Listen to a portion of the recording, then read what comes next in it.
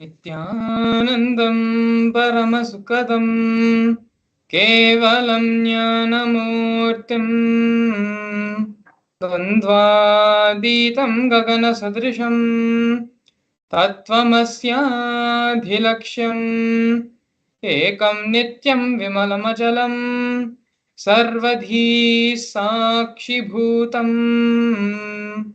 भावाधीतं त्रिगुणरहितं सद्गुरुं तं Namami.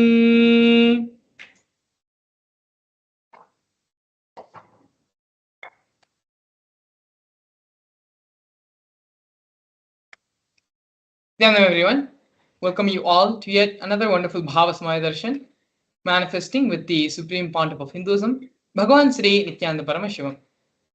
Today, the Supreme Pontiff of Hinduism will be gracing all of us in the Bhava Samadhi Darshan of Somaskandhar Murthy. If you're a temple goer and if you follow the various temples and are a part of the various temple festivals, you would have seen or at least glimpsed the Somaskandhar Murti at least once in any of these festivals or Brahmotsams which are being celebrated.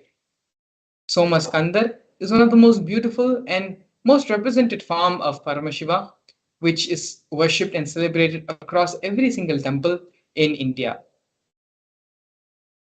As we get into the session, you will learn more about who is Somaskandhar, the Leela behind the happening of Somaskandhar Murti, as well as the signs of Bhava Samaya Darshan.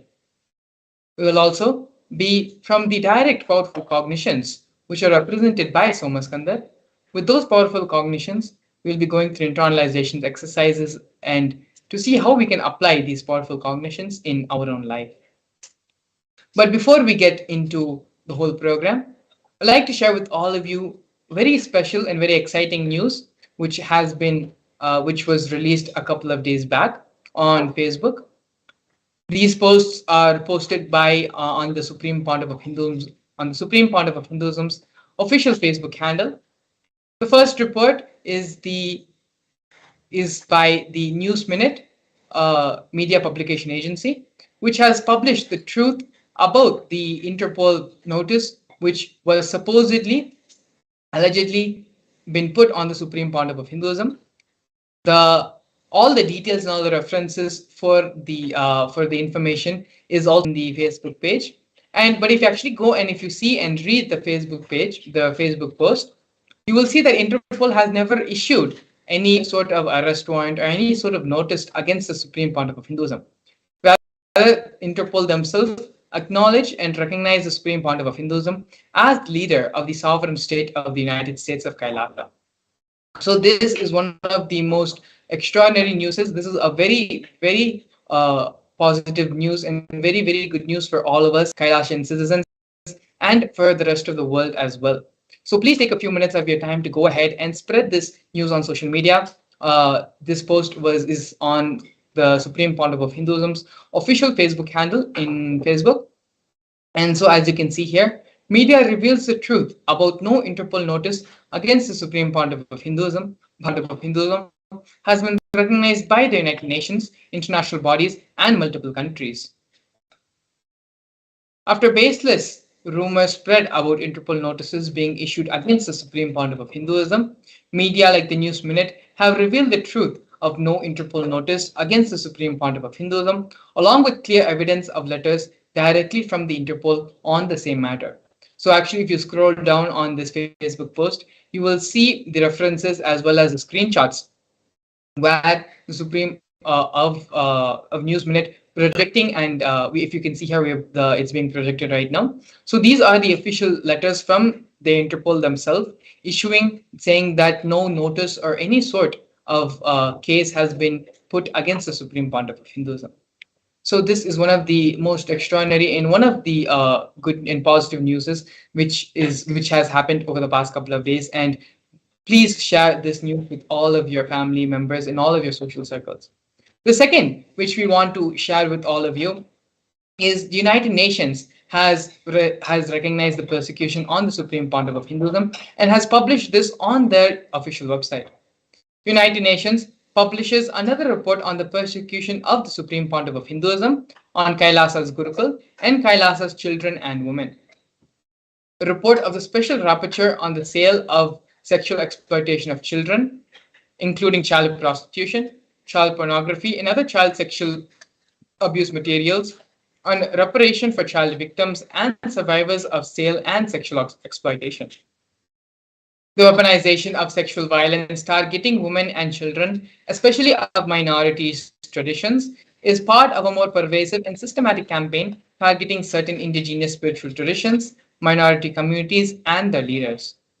One such indigenous spiritual tradition, currently targeted for extermination by the deep state elements, is the Hindu Aboriginal Indigenous Agricultural Tribes, which is the AIAT community led by the Supreme Pontiff of Hinduism, Bhagavan Sri Nithyananda Paramashivam.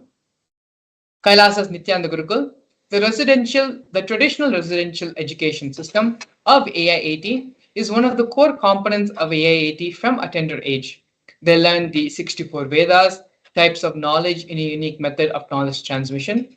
Since 2010, deep state elements have forcibly and unlawfully shut down the indigenous Nithyananda Gurukul, depriving the AIAT children of their fundamental human rights and right to traditional education. Several terrorist attacks continue on the AIT schools and the children to destroy the Gurukul indigenous education system, ironically by the state bodies responsible for reparation. So these reports have not only been published to the UN United Nations recognize this as well, and as you can see here, the official website of United Nations for Human Rights, where these reports have been published. The various persecutions on Kailasa, on the Supreme Pontiff of Hinduism, on Kailasa's Gurukul, and Kailasa's women and children. All of this is available freely. You can go and see for it yourself. All the references and links have been linked in the Facebook posts. If you actually go to the Supreme Pontiff of Hinduism's official Facebook handle, these two posts are featured and will be. So you can read the post for yourself, and please share and share this message, share this great news which is happening, where the Hindu persecution due to the hard work and sacrifice of the Supreme Pontiff of Hinduism is now being recognized internationally and is being acknowledged and is being properly in the international forums. And so now with this, we're going to enter into the grand narrative of the Supreme Pontiff of Hinduism, having the introduction of the reviver of Kailasa. The Supreme Pontiff of Hinduism was born in the year 1978 on January 3rd in the holy southern town of Tiruvannamalai in South India. At the tender age of 3, in the year 1981, the Supreme Pontiff of Hinduism was initiated into the Bala Sannyas, which is the child saint, by enlightened beings, masters, and his predecessors through a ritualistic ceremony. The Supreme Pontiff of Hinduism was identified as an incarnation by enlightened beings as Yogi Raj Yogananda Puri, Vidwan Panduranganath, and the 230th Guru Mahasannidhanam, which is the pontiff of the Tonde Mandaladinam of Kanchima. When the Supreme Pontiff of Hinduism was of 16 years of age, he was coronated by Mata Vibhudananda Puri, the Vedanta Guru of the Supreme Pontiff of Hinduism, also lovingly called as Mataji Kuppamal. You can see there is a conch, which is the water pot, to the left of the Supreme Pontiff of Hinduism, as well as the wooden right, all of which are given to the Supreme Pontiff of Hinduism by Mata Vibhudananda Puri. These are the traditional items which are handed over along with the official induction as the successor into the lineage. You can see here the photograph of the Supreme Pontiff of Hinduism standing with Mata Vibhudananda Puri, the Supreme Pontiff of Hinduism's Vedanta Guru, as well as the coronation photo taken when the Supreme Pontiff of Hinduism was inducted as the successor of Arunachala Sarvagnapeetham and coronated to revive Sri Kailasa. Next, we're looking at the early days in the mission of Kailasa into the mission of the Nithyananda Sangha. Here leftmost, you can see the black and white photo where the Supreme Pontiff of Hinduism himself, brick by brick, constructed the temple monastery complex for his guru, Mata Vibhudananda Puri, under the guidance of his gurus. Later, during the years when the Supreme Pontiff of Hinduism started the public mission, the public life, in the year 2001, on the 14th of April, when the Supreme Pontiff of Hinduism was just 23 years of age, the Supreme Pontiff of Hinduism established the first Kailasa temple monastery in Tiruchengodu, South India. As you can see here on this photograph, in the Supreme Pontiff of Hinduism's own handwriting, the annotation is there on the photograph, marking and recording this historic date. Here we can see in the year 2002, 1 year later, on the 4th of November, the Supreme Pontiff of Hinduism established the headquarters, Adi Kailasa Sarvanyapeetham, in South India. By the year 2004, when the Supreme Pontiff of Hinduism was 26 years of age, the Supreme Pontiff of Hinduism was conducting mass living enlightenment conventions all across the globe in various countries, taking people through powerful cleansing processes of the seven energy bodies. By the year 2005, at the age of 27, the Supreme Pontiff of Hinduism was welcomed with the proclamation message by the Mayor of St. Louis, Francis G. Slade. Here we can see glimpses of the international worldwide conventions of living enlightenment conducted by the Supreme Pontiff of Hinduism.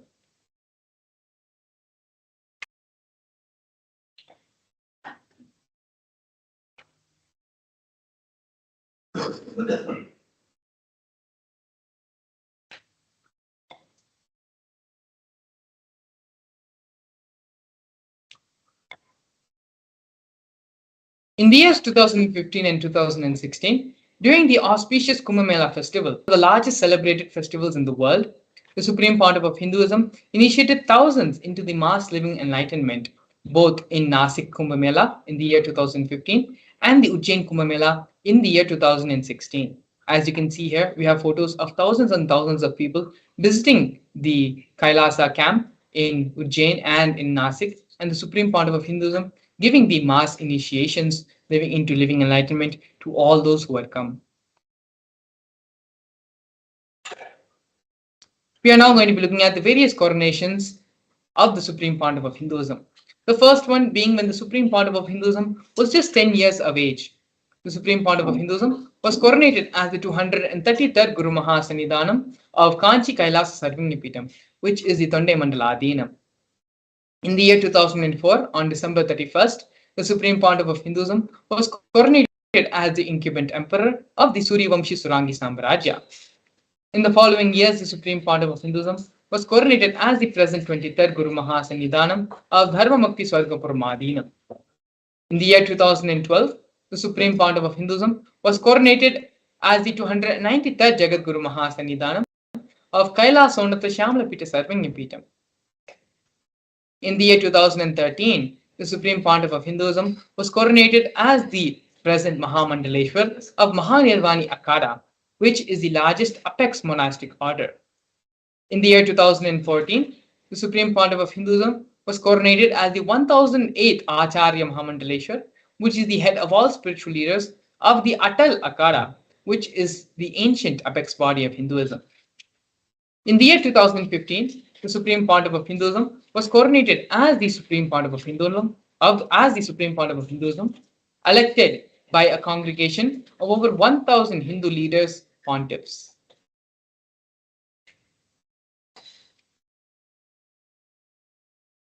The United States of Kailasa is a macrocosmic, ancient, Hindu enlightened civilizational nation whose vision is living enlightenment for all of humanity. Kailasa's mission is to revive and share with today's world the practical applications of the greater sciences of authentic Hinduism, including Hindu cosmic physics, Hindu alchemy, Hindu cosmology, Hindu biology, Hindu mathematics, the power manifestation science, and other sciences as revealed by the Supreme Pontiff of Hinduism. These sciences were once practiced freely in over 56 nations across the continent, but are now facing extinction due to the persecution which has spanned over a millennium.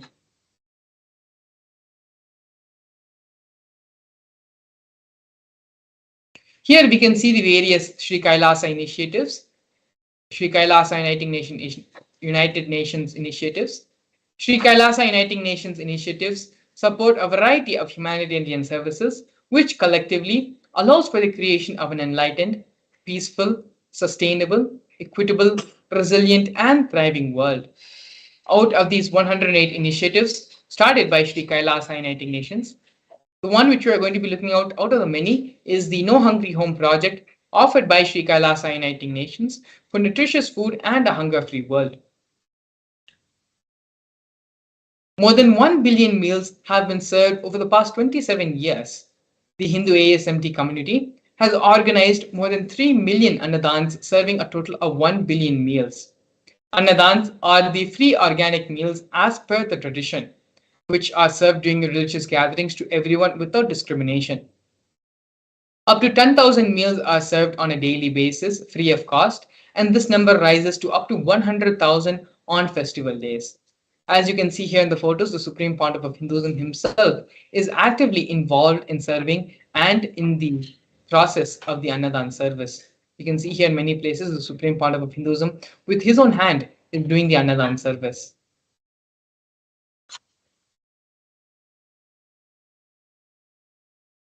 Here we can see Kailasa's protective and preventive COVID care centers offered by Sri Kailasa Uniting Nations for during the pandemic, the Supreme converted his monastery campuses into a multi-layer quarantine facility free for all people, regardless of any differences in age, gender, caste, creed, ethnicity, color, socioeconomic status, or any other sort of discrimination. Not only that, but food, shelter, internet, as well as other basic facilities, including free medical care, were provided to all the residents for an indefinite amount of time. More than 30 million citizens followed Kailasa's 28-day spiritual regimen in the year 2020.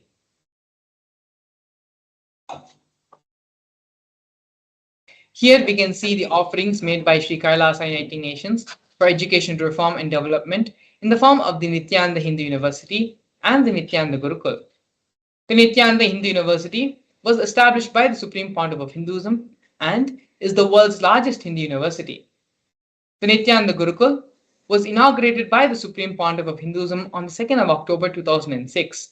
The Guru Disciple Education System, which is an authentic knowledge transmission system based on enlightenment. Nithyananda Hindu University has more than 20 million enrollments, 7,000 free courses, and has extended campuses in more than 150 countries.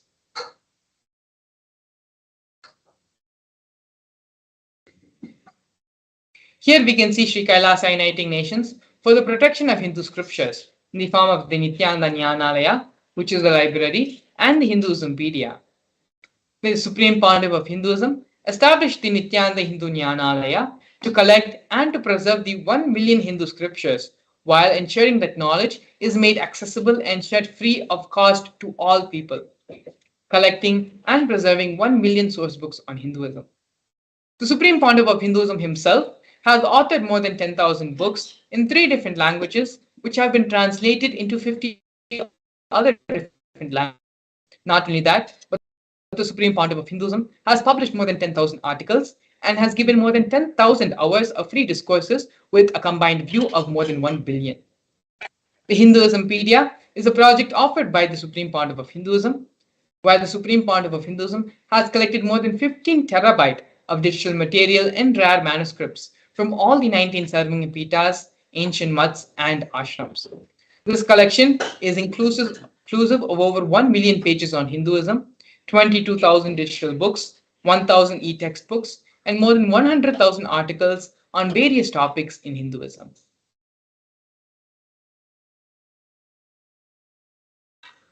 Here we can see Sri Kailasa Uniting Nations for global peace and religious harmony, offering the confluences for world peace.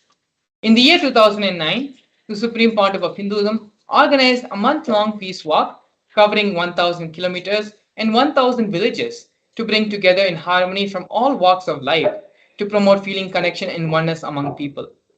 During the walk, health camps were conducted in villages along its path. As you can see here, thousands and thousands have gathered, waving the Kailasa flag and doing the peace walk. Next, we have Sri Kailasa Uniting Nations for feminine empowerment and gender equality, offered by the women empowerment programs, the various women empowerment programs. The first one, which you're looking at right now, is Kailasa's Yogini Sarvangapitam, which is the establishment of yoga and meditation universities to empower the quality of life, an emphasis on life solutions through Vedas and Agamas, empowering the indigenous rural women, fighting against wrongful gender stereotyping, gender-based violence, and lack of inclusive and quality learning environments. Some of these initiatives include Kailasa's Nithyananda Lakshmi, which is a microfinancing service, Kailasa's Women Foundation and Women Empowerment Self-Help Centers, which have been launched in 108 places around the world since its establishment in the year 2009. Kailasa's Ankita program, which is providing foundational literacy about working of basic community service and infrastructural environments. Kailasa's Ashraya program, providing vocational training programs to rural and indigenous women to provide equal opportunities and access to independent, self-sufficient financial environments to them. The Supreme Pontiff of Hinduism has revived the Vedic feminism in Kailasa, where more than 80% of leadership positions are occupied by women. Here we can see the various offerings of Sri Kailasa Uniting Nations in the field of yoga as the Nithyananda Yoga. The Nithyananda Kriyas are 108 scientifically validated Kriyas revived by the Supreme Pontiff of Hinduism, specifically targeting the 108 major diseases and disorders such as diabetes, arthritis, blood pressure, rheumatism, and more.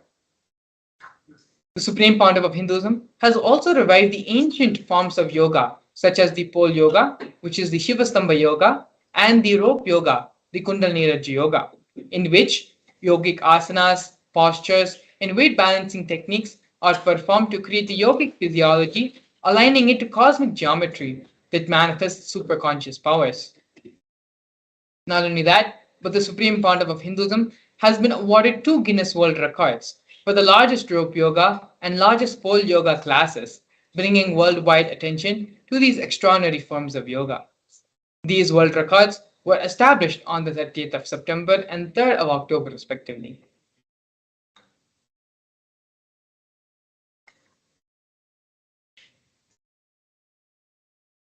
Despite being heavily persecuted continuously for more than a decade, the Supreme Pontiff of Hinduism, in his unwavering intention, commitment, and action in building the only Hindu nation, has established the sovereign state of the United States of Kailasa to protect, revive, and preserve Hinduism, the most ancient, most peaceful, still living, and long lasting demonstrable system that shows the possibility of peaceful coexistence amongst people.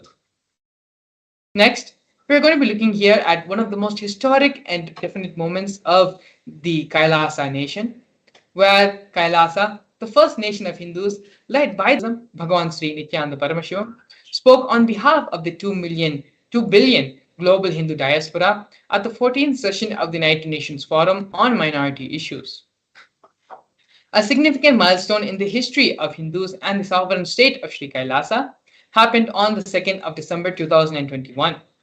His Excellency Shri Nitya Moksha Priyananda, Ambassador Extraordinary and Plenipotentiary of Kailasa, represented the persecution of Hindus at the 14th session of the United Nations Forum on Minority Issues. The theme of the forum was conflict prevention and the protection of human rights of minorities. This was the first time the plight of persecuted Hindu minorities was represented in the United Nations. The ongoing and systematic generational attacks on Hindu indigenous traditions were highlighted in these meetings.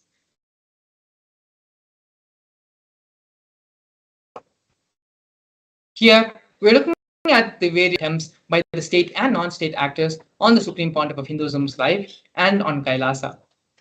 More than 70 assassination attempts and attacks, physical attacks, have happened on the Supreme Pontiff of Hinduism in India and abroad. 40 attacks on community members, destruction of monasteries and temples, over 60 incidences of attacks, molestation, and rape of women and women monks. Intense lawfare through the 100 false legal cases, all but one are dismissed.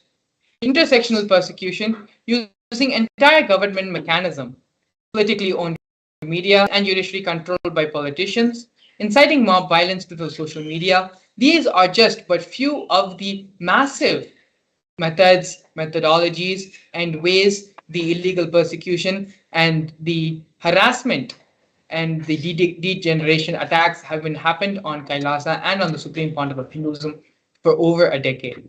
But despite all this, Hinduism, in his unwavering intention, sacrifice, and hard work for the Hindu nation has built the United States of Kailasa for all of us to peacefully practice and live and we have the establishment of the Hindu nation.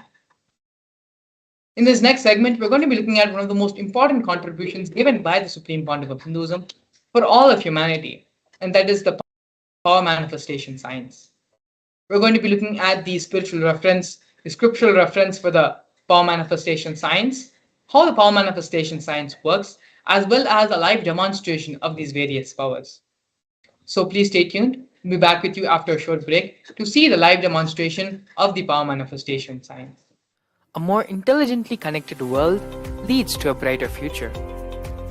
An enlightened humanity leads to a better world. During the Paramashivam program, we help people to discover their superhuman possibilities and help them to find and achieve the true purpose of their birth by giving them the techniques, practices, and methodologies from the Vedagamas, the original source scriptures of Hinduism. The Supreme Pontiff of Hinduism is reviving the ancient original Vedas and Agamas in all its glory, in a user-friendly way for the modern mind.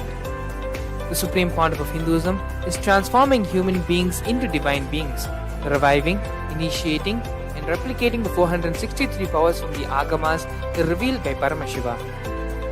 The Supreme Pontiff of Hinduism is not just giving solutions for every problem man faces, but is making them irrelevant to their lives by transforming human beings into divine beings.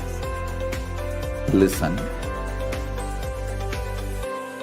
Any argument presented by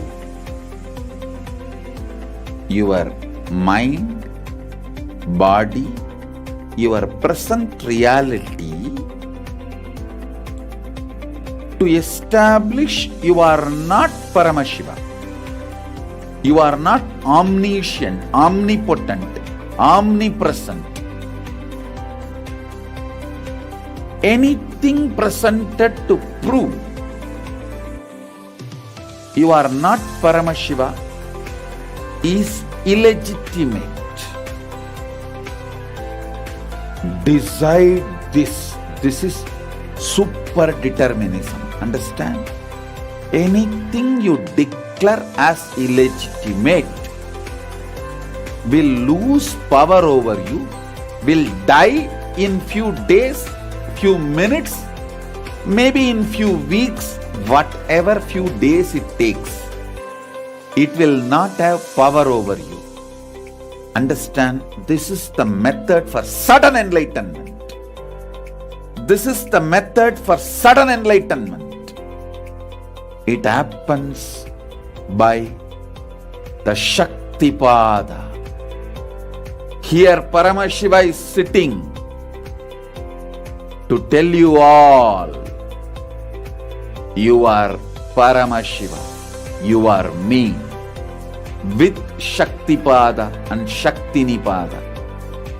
The Dvitiya Vijnasa Krama is an extensive and thorough yoga sequence to prepare your body to receive the experience being given by the Supreme Pontiff of Hinduism. Through the yoga, which is aligned as per the source scriptures laid down by Paramashiva and the Agamas, you break all the impossibility in your body and in turn break the very cognition of impossibility. The program leads you to go beyond your human frame and limiting human ideas, which prevents you from living your highest possibility. I will reach you wherever you are, whichever corner of the world you may be.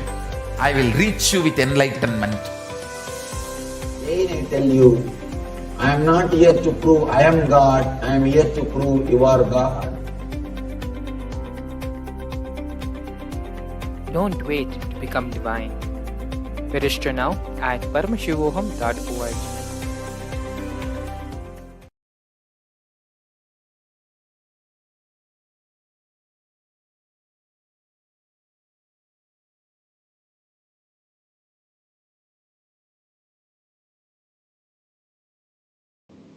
Yes, so now we'll be entering into the beautiful session of the power manifestation, and now we're going to be understanding the various truths and aspects of power manifestation. So what is power manifestation? How is it helpful to our life? And what is the science actually of power manifestation? So now we are going to be going through a beautiful and informative sequence of understandings where we learn the science of power manifestation.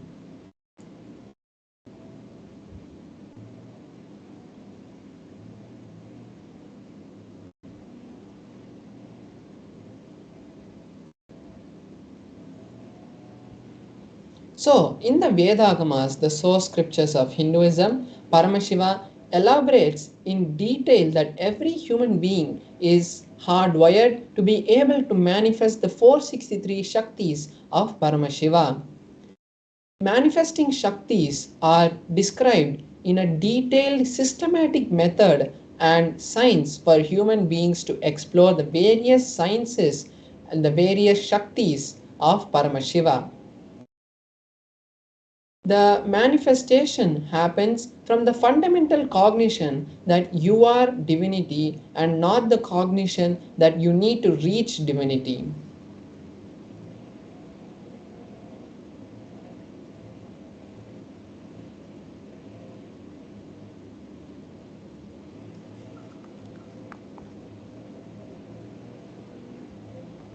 So now we're going to be seeing the difference between the Shaktis and the Siddhis. Shaktis express from the space of enlightenment, whereas the Siddhis manifest from the space where you are reaching enlightenment through various penance and hardships. That time these manifest. Shaktis are the source of enlightenment, whereas Siddhis manifest only in the path of enlightenment. The Shaktis, on the other hand, are a blessing for every human being. Means every human being after the initiation of a living incarnation or an enlightened master can manifest the Shaktis. But the Siddhis happen only after lots of hard penance. The Shaktis also are permanent, whereas the Siddhis are not permanent and they divert us from the path of enlightenment.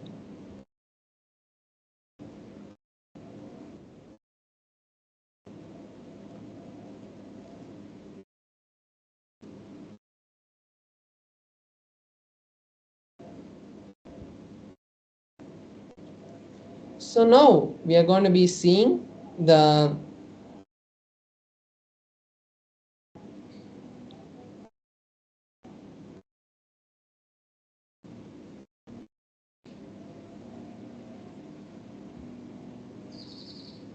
Yes, so now we are going to be seeing the various pramanas or the scriptural, the references and the way the powers are authenticated. So we have four different methods and layers through which the powers are filtered. So first is the Shastra Pramana, which is the source scriptures, the revelations of Paramashiva's direct teachings, like in the Vedas and the Agamas.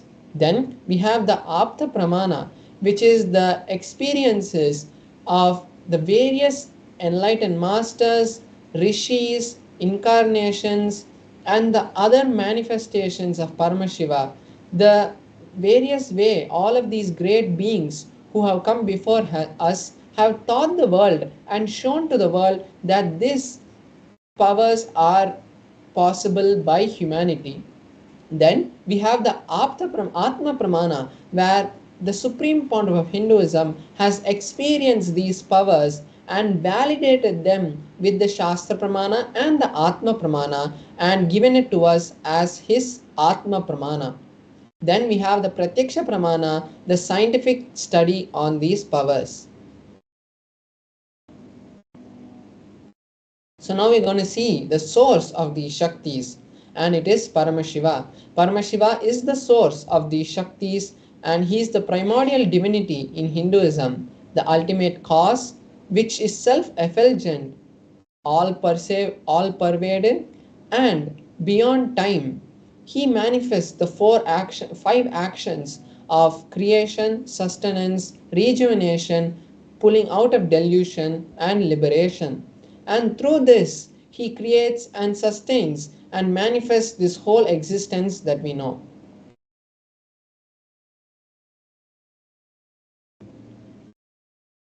The direct words of the Supreme Pontiff of Hinduism, he says that every ultimate truth, when a powerful cognition is mapped into the consciousness, our individual consciousness, it manifests through every human as Shaktis. Now we are going to be seeing the detailed pramana for each of the pramanas that we have. So first we're seeing the Shastra pramana, which is the source scriptures, the scriptural references for the power of the third eye.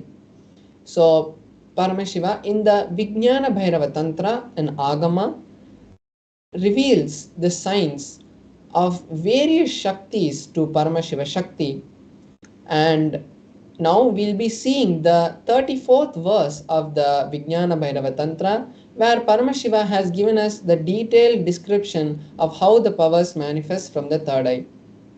He says, Kapalantar manonyasa tishtanmilita lochanaha kramena manaso dhadyat lakshayet lakshyamuttamam. Paramashiva says, by fixing the mind within the crown center, sitting stably without any movement, having the eyes in succession to the third eye, one whose mind is stable is able to see beyond the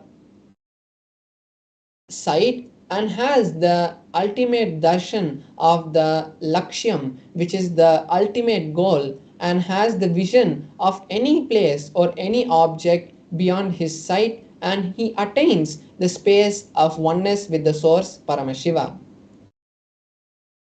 Now we'll be seeing the Apta Pramana, the experiences of various enlightened masters who have come before us. So here we have the beautiful scripture reference from the Mahabharata, where Bhagavan Shri Krishna gives Arjuna the initiation into the third eye. Arjuna asks Bhagavan Shri Krishna that he wants to see the cosmic form of Bhagavan Shri Krishna. So Bhagavan Shri Krishna in the 8th chapter of the 11th verse initiates Arjuna into the third eye by saying, you cannot see my cosmic form with these physical eyes of yours. Therefore, I grant you the divine vision of the third eye. Behold my cosmic form. And then Arjuna gives a detailed description of each of the various aspects of that beautiful Vishwarupa Darshana in the 11th chapter. Next, we'll be seeing the Atma Pramana, how the Supreme Pontiff of Hinduism has experienced these things, these powers in his own life. So in his own words, he says, the first experience that I had, I was able to see above me, below me, the whole 360 degrees and the 10 directions. Not only I was able to see, I was able to feel and experience all that around me as me. So we can see here how directly the Supreme Pontiff of Hinduism's Atma Pramana, his own experience, is matching with the Shastra Pramana. Next, we are seeing the Pratyaksha Pramana, which is the scientific study on the powers. So they had conducted an experiment directly on the Supreme Pontiff of Hinduism, and they had conducted the positron emission tomography test on the Supreme Pontiff of Hinduism's brain, and at that time they found high amount of radiation and energy being radiated from the frontal lobe where the third eye is, and the same readings from which they had seen in the scans of the Supreme Pontiff of Hinduism has been replicated in the Balasans and the various yogis who have also gone through these scans. Now we'll be seeing one of the powers that manifests from the space of the third eye, which is the power of consciousness over matter. The scriptural reference for this is from the Vijnana Bhairava Tantra, Sutra 120, Dharana 95. Paramashiva says, Kvachid vastuni vinyasya shane drishtim nivartayet tajnanam chitta sahitam devi shunyalayo bhavet. The translation is, having fixed one's eyes on a particular object, Vastu, one should slowly withdraw the gaze and the sight from that object, as well as slowly eliminate the knowledge, thoughts, and impressions from that object. Then, O Devi, one abides in Shunya, the state where there is nothing other than this exists, the space of all inclusiveness or infinity. So here we can see how Paramashiva has given us a detailed explanation of each of the steps of how to manifest this power. Now we are going to be having a live demonstration of this power, where I will be manifesting the power of consciousness over with my Atmalinga. So now we'll be moving to the close-up camera, where you'll be able to see the demonstration, and we'll be showing you how authentically this power is being manifested.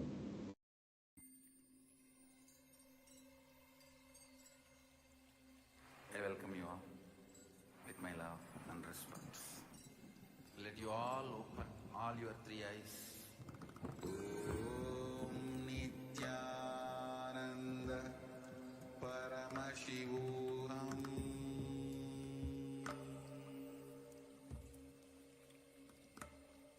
Om Nithyananda Paramashivam.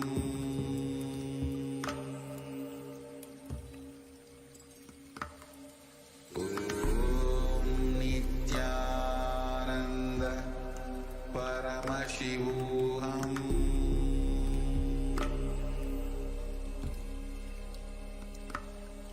Om Nithyananda Paramashivam.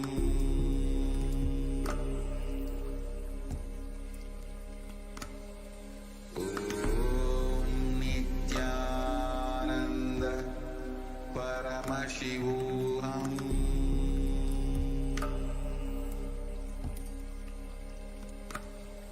Om Nithyananda Paramashivam.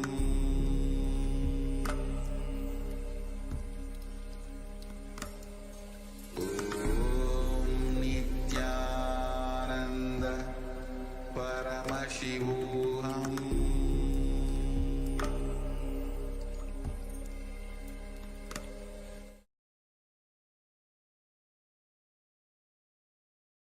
Yes, so now we are all able to see the Atmalinga, and you can see my hand also. So now I'm just showing you my hand also. You can see that there is no kind of strings or any glue, all those kind of things which are there on my hand. And we can see the Atmalinga also, and as we know, the Atmalinga is made of a crystalline material, so there is no kind of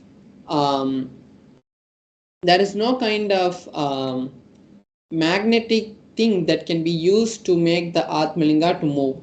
And also I have a tissue paper here, so I'll be just circling the Atmalinga with this tissue paper to show that even when the Atmalinga is placed on my palm, there's no kind of strings which are being used to move the Atmalinga or anything.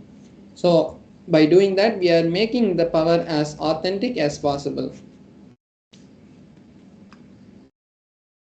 So I'm placing the Atmalinga on my hand, and here I have the tissue paper, and I'm just circling the Atmalinga to show you that even when the Atmalinga, when I'm moving the tissue paper around the Atmalinga, there are no kind of movement which is happening in the Atmalinga, showing that there is no external thing that is being used to create the movement in the Atmalinga. So now I'll be connecting with Paramashivam. As we saw in the scriptural reference, the detailed instructions which have been given directly by Paramashiva on how the Atmalinga, how the consciousness or matter happens. So now I'll be manifesting that. I will be doing the same, and I'll be chanting the Mahavakya and connecting with Paramashiva, and then when that happens, we will all be seeing that the Atmalinga.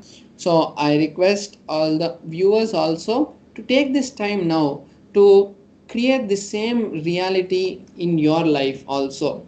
So either you can manifest this power, or you can create a reality, you can share with us a reality that you want to manifest in your life, and then we will be, when we manifest the power, we will be seeing directly Paramashiva manifest that reality in your life.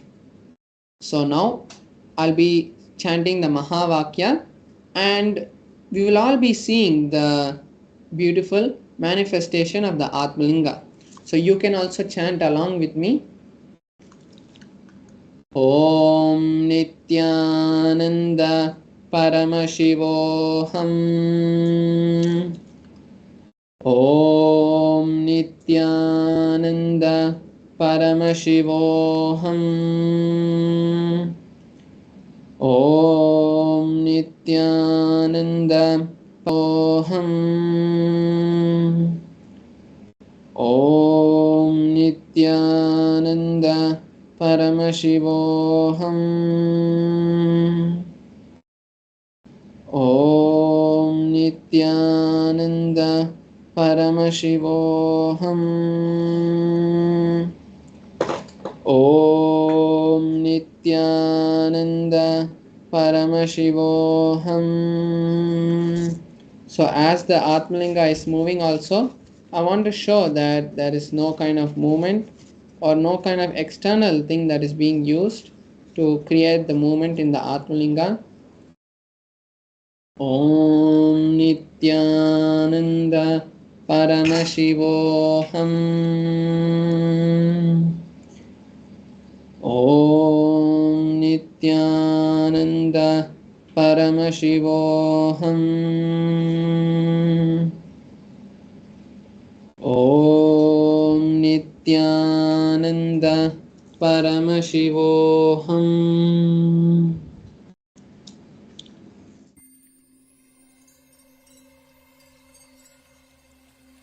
I welcome you all with my love and respect. Let you all open all your three eyes. Om Nithyananda Paramashivam.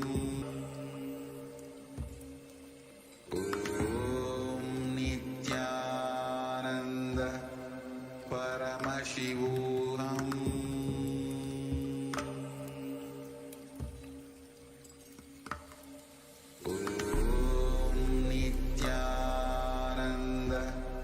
Paramashivam.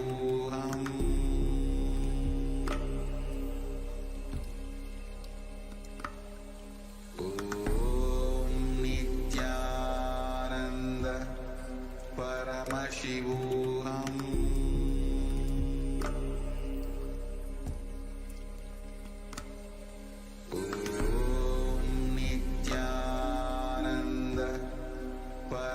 Paramashivam.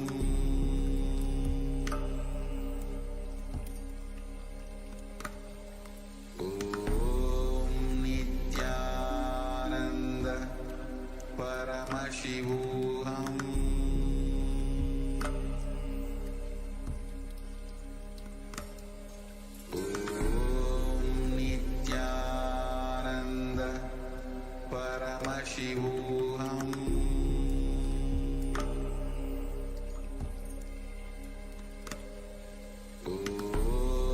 Nithyananda Paramashivam.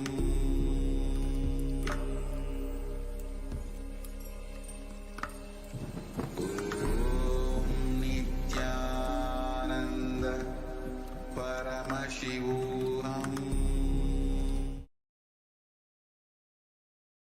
Yes, so now we have seen the beautiful manifestation of the Atmalinga, and now this is the best opportunity for all of us to take, best time we can take to create the reality of Mahaparamashivoham, where we'll be learning to manifest this kind of Shaktis. And the goal of this consciousness or matter is not to just move the matter, but it is to create the realities that we want. It is to have a personal, intimate relationship with Paramashiva and create a better future for you and your family. Because in the Mahaparamashivam, you'll be learning lots and lots of powerful cognitions which you can use in various situations of your life to create a better future for you.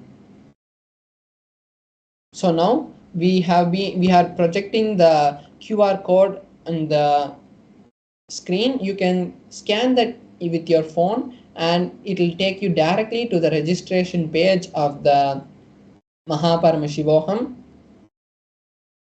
And now we are going to be moving into the next session where we are going to be understanding about a really important component that takes away the whole effort, that takes away the whole beauty of manifesting Paramashiva in our life, which is the pattern of decision fatigue.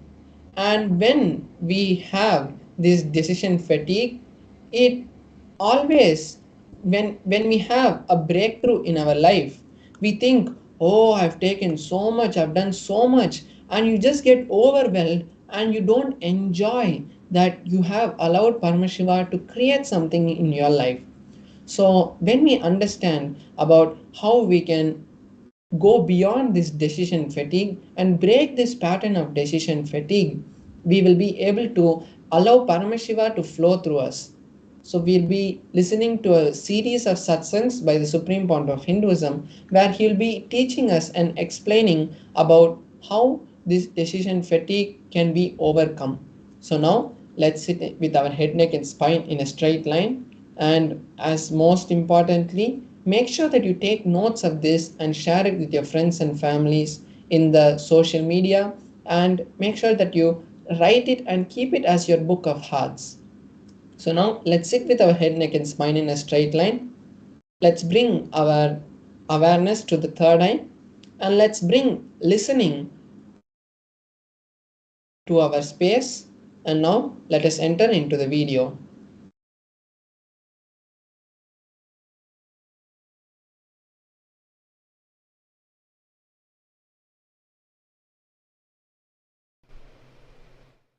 Fatigue decision or decision fatigue means fatigue which happens to you by making decisions.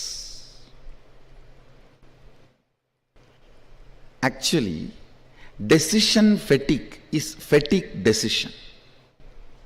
Listen.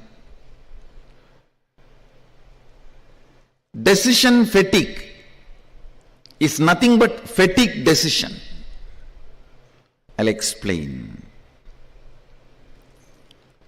When you decide to superimpose elephant on a wooden sculpture, elephant, the fear or greed or other emotions, opinions associated with elephant gets aggravated in you. When you go through that ups and downs, incompletions, you become tired. Listen carefully. Yesterday I was discussing with some of the Adinavasis preparing for Sadashivoham. Actually, whole day nothing is being done other than making few phone calls. But everyone is tired, fatigued, thinking they are doing two big things. Nothing. Nobody is building here. Even if buildings are happening, big buildings are happening, what you are doing is only phone call. Nothing else. If you just do the postmortem and see, it's only phone call and talking and at the most signing, that's it. But you are so arrogant, you don't want to believe you are not doing anything because you are always, you thrive on pampering yourself with arrogance. Pampering yourself with arrogance is the way you thrive. So naturally, to cheat others, you start using the word, I am doing this, I am doing that. And finally, you yourself start believing and get cheated by it. You getting cheated by yourself is what I call fatigue decision or decisions of fatigue. The decision making leading to fatigue, or out of fatigueness you decide to be arrogant. I tell you, fatigueness, when you are tired, you decide to believe you are doing too big things because you need to justify to yourself you are big, you are doing something great. I can't understand people becoming tired by traveling. They say, oh, I came from Chennai to Bangalore, I am tired, I have to go and lie down. Hey, what have you done other than sitting in the AC car? It is just most cunning, arrogant way of cheating others. Unfortunately, while you utter these words to cheat others continuously, after 4 or 5 times you start believing that words and get cheated.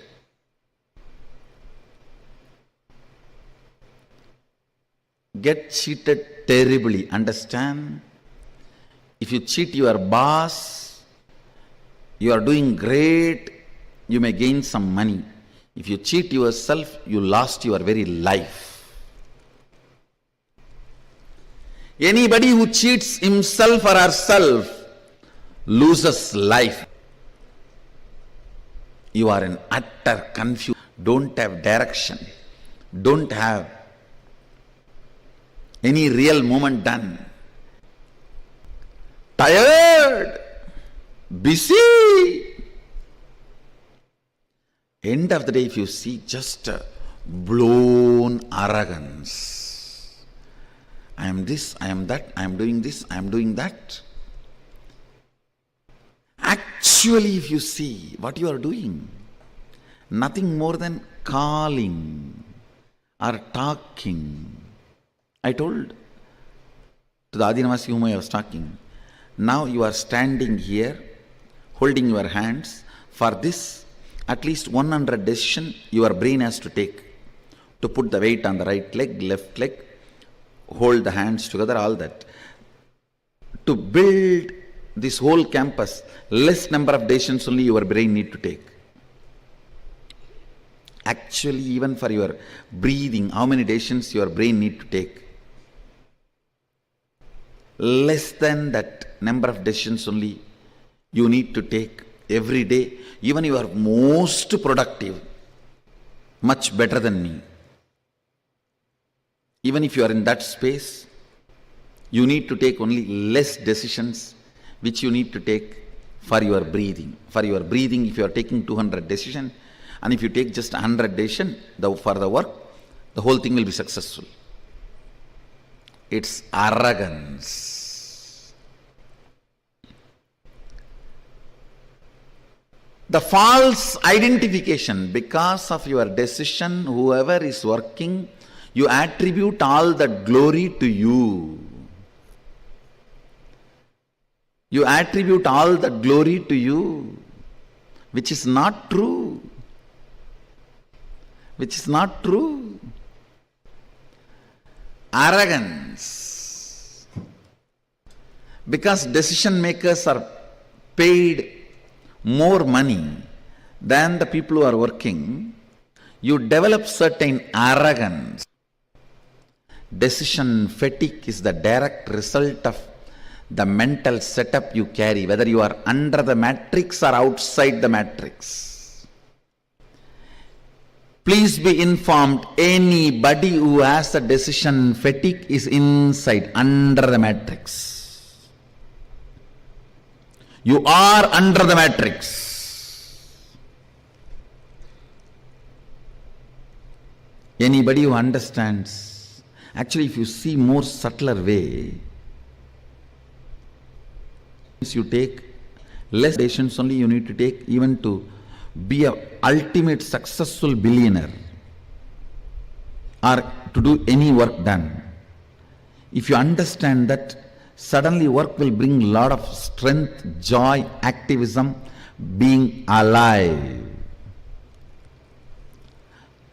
If the micromanagement does not bring frustration and fatigue in you, you are out of matrix. Even your so-called macromanagement brings fatigue, decision fatigue in you, you are within the matrix.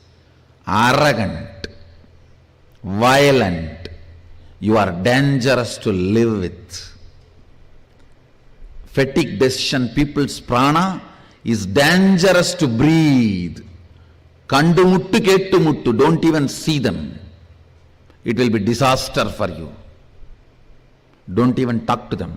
They will put poison into. Understand.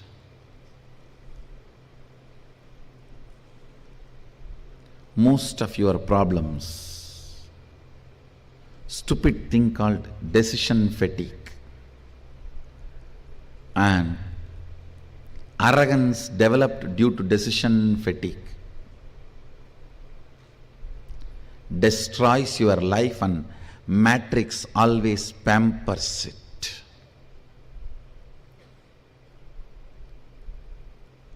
If you come down to the existential ground reality and see your life, nothing but a few decisions I took which is as easy as breathing, few words I uttered which is as easy as flirting, few signatures I made which is as easy as autographing. That's all. Nothing else is done. If you understand that, you will be a light being. You will be young forever.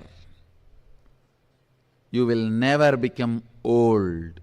You may become bold, but not bald.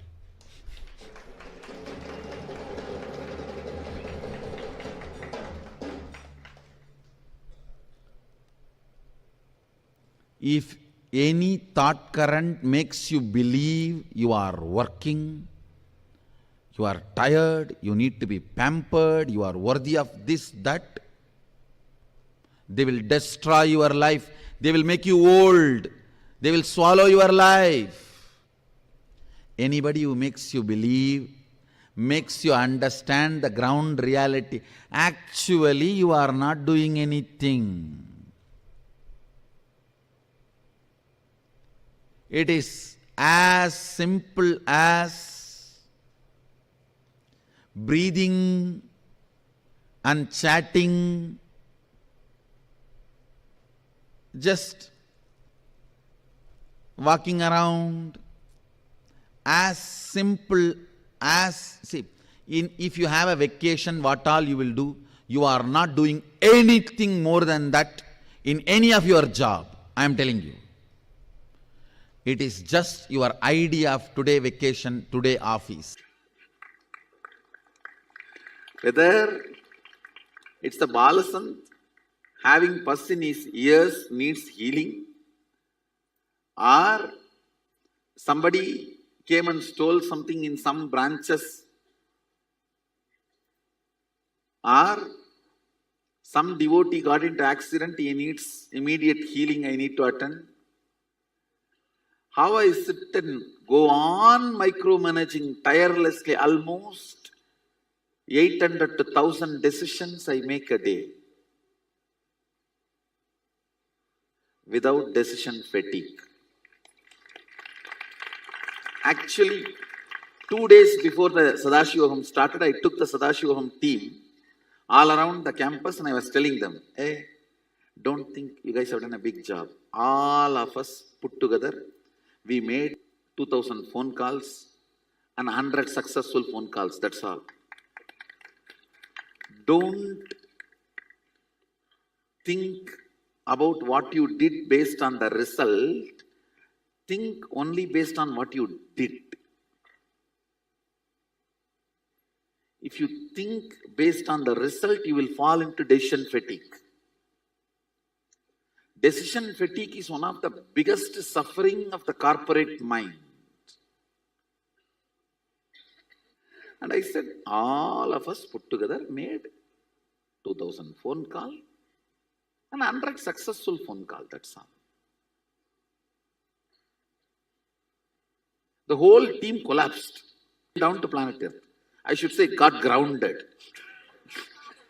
from the airy, fairy, hari.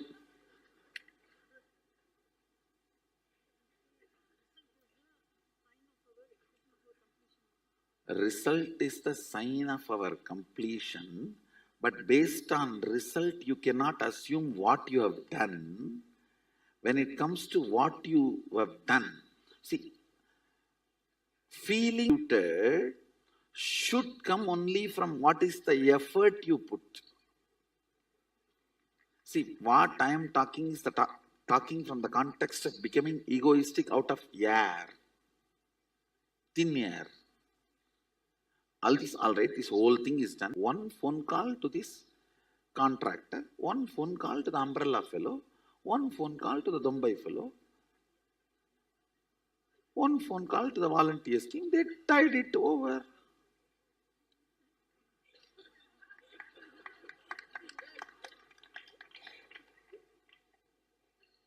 Oh. Let us come down. So that is what exactly I feel about I just come and blush with the deities for a few minutes and go around, tease some of the brahmacharis and make fun of these balasans, and then come back and sit and just spend a little time asking some questions and answering some questions. Sometimes questioning your answers and sometimes answering your questions. Go back and rest back into Samadhi. That's all. You not building castles in the air about your contribution keeps you away from denial and keeps you grounded about life. The decision fatigue is all about entertaining denial. When you entertain denial, listen carefully. You need to justify you are doing too many big things. So you have to always weigh yourself based on the result, not based on what you contributed.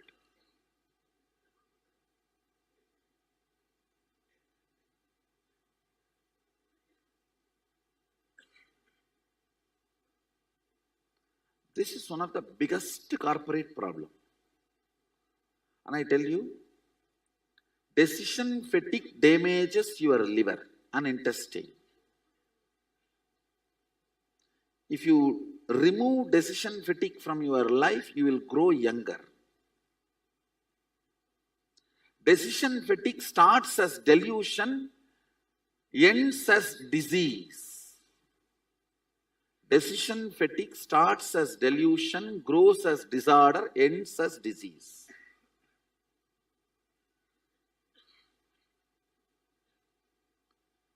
I know many of you are not convinced that you have a decision fatigue.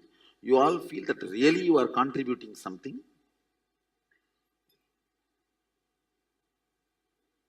Because it is such an important, how important I am for the society and for the people around me. That is one of the important food you eat. That is being now denied. Understand? Listen. You may now think how the length and this denial is connected. Whenever you decide, I will not put my energy on lawyer, engineer, multiple things, and I will put only in one. You will start seeing your efficiency to engage with life drastically comes down due to boredom attack. You always think, I'll put all the 12 hours into the law and master, and you forget to understand there is something called boredom, which will be attacking you. You will be falling prey for it. You may have to face that in your course. You don't plan to handle, you don't have a right plan to handle the boredom. But you deny all the other entertaining aspects of your routine. When the boredom attacks, you collapse. Denial always leads to low efficiency, low engagement with life. When the engagement with life comes down, depth of the boredom increases. Depth of the boredom, denial, less engagement with life, decision fatigue is all one and the same. How many of you?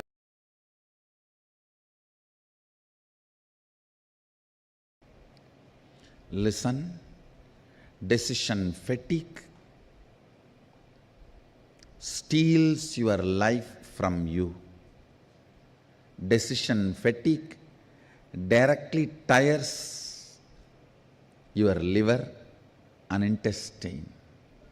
Decision fatigue directly affects your very existence.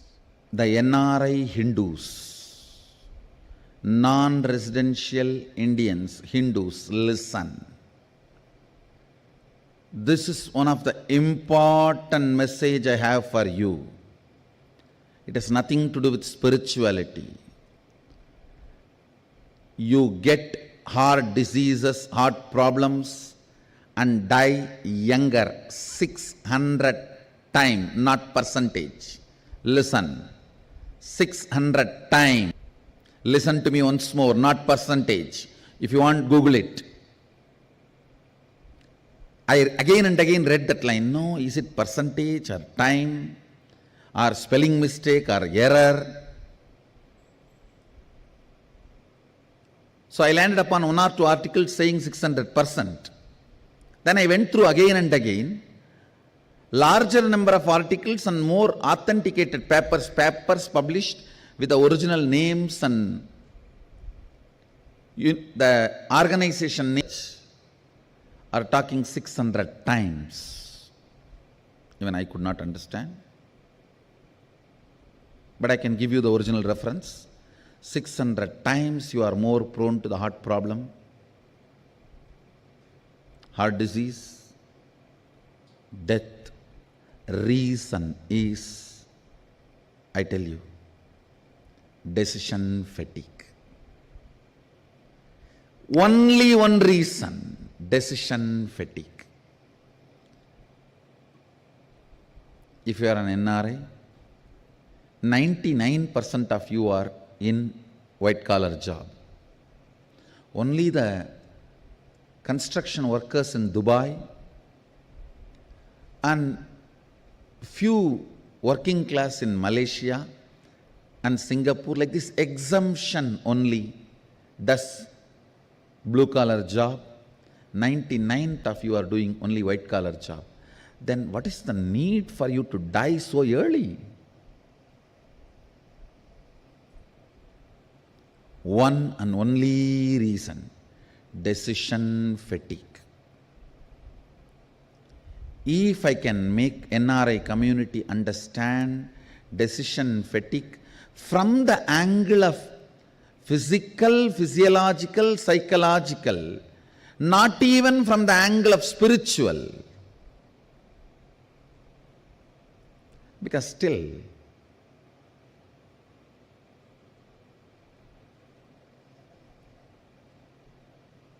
the NRIs have their own matrix. Till you get out of the matrix, I can't teach you spirituality. Even from the angle of physical, physiological, psychological, decision fatigue destroys your life. Understand? If I make this one truth to the whole NRI community, if I can reach this one truth to the NRI community, I feel I have done my responsibility. Because it is very unfortunate, the NRI community is not understanding or not yet discovered the solution. They have not understood the decision fatigue can be healed just in one sitting. It does not need to be part of your life. A simple understanding about integrity, grounding yourself based on integrity.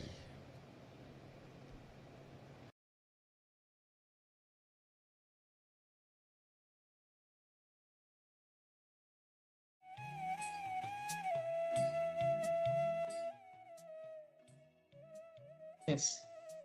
Very beautifully, the Supreme Pontiff of Hinduism expanded on the topic of decision fatigue and how it's one of the problems which humanity is suffering the most from. As Swamiji himself has told, it is decision fatigue, not anything else, which is causing the NRI community to die at such a very early and young age.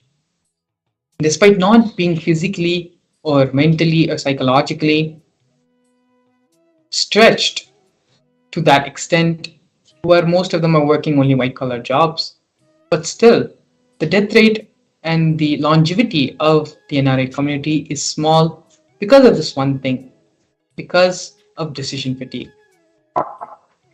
Decision fatigue, as Swamiji had also shared, is one of the most difficult things for us to accept and come to terms with, that we all are suffering from decision fatigue.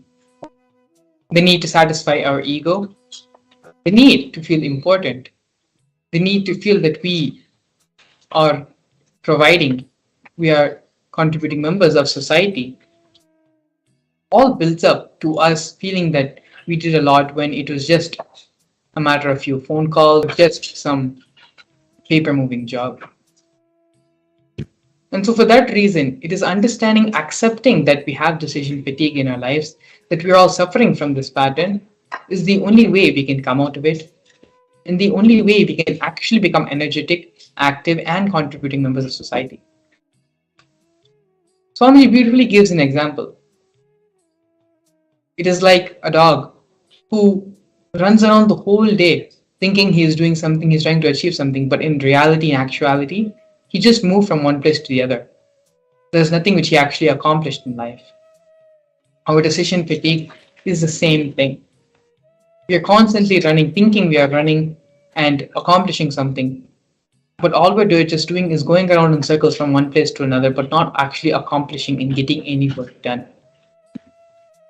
Only when we first accept that we are suffering with decision fatigue, only then we'll be able to come out of the problem. Here with us, we have an internalization exercise to help us come out of the pattern of decision fatigue. The biggest problem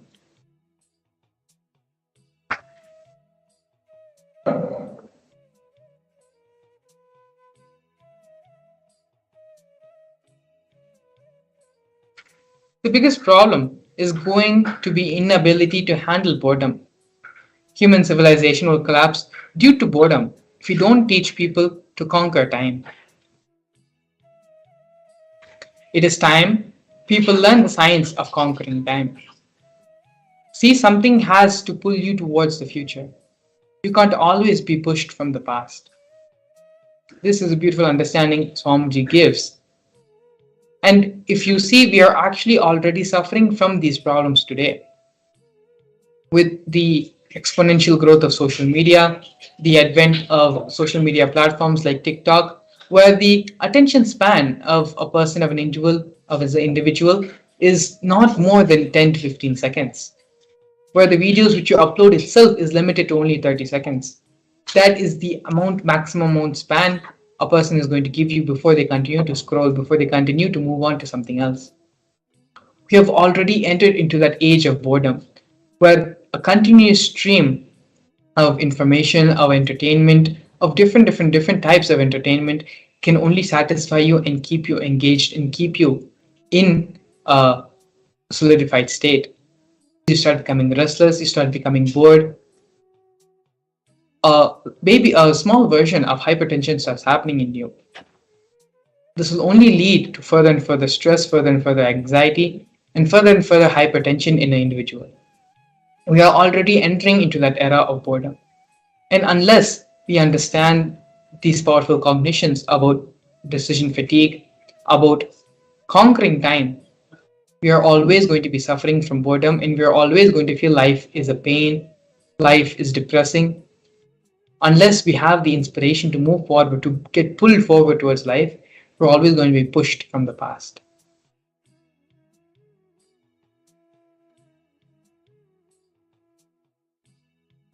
The first step of the internalization exercise is to pen down everything from the past that pushes you forward. What makes you feel that life is dragging? What makes you feel that you are being pushed towards doing something rather than you running towards the goal you are trying to achieve? First, pen down all of these things in your life where you feel you are being pushed forward rather than being driven forward. Take a few minutes and sit and do the internalization exercise completely and sincerely. It will only help you to understand yourself more deeper and come to more deeper realizations and understandings about yourself. Swamiji beautifully says that we give time for everyone in the world other than ourselves. Very rarely we give time to ourselves to improve our own personal personality, our own being, and become a more complete person, a more intelligent, understanding, and mature person. These 20 minutes of the process which we are doing every day as part of the introduction to the Bhava Samadhi Darshan is one of the only few moments in your life where you are sitting and you're working on yourself personally. You're working on your personal development. You're working for you to become a better person. So give yourself this opportunity, give yourself the space, this time to work on yourself, on your inner being, on the cognitions which you are fundamentally functioning upon. It is these things which will create a change in your life, which will exponentially change and manifest the reality which you want. So whatever distractions, whatever things which may be distracting you or taking up your space and time and your attention span, keep them all aside for a couple of minutes and just be completely and sincerely focused in the internalization exercise. If for you your gadgets or devices are a little bit distracting for you, then keep them away as well for a couple of minutes and just pick up a simple pen and paper and pen down from the whatever you feel is pushing you from the past, whatever feels like a load or which has to be done because you have to do it. All these things which you feel that you are being forced to do, that you need to do it because it's supposed to be done and not because you want to be done. Pen down all these different things in your life which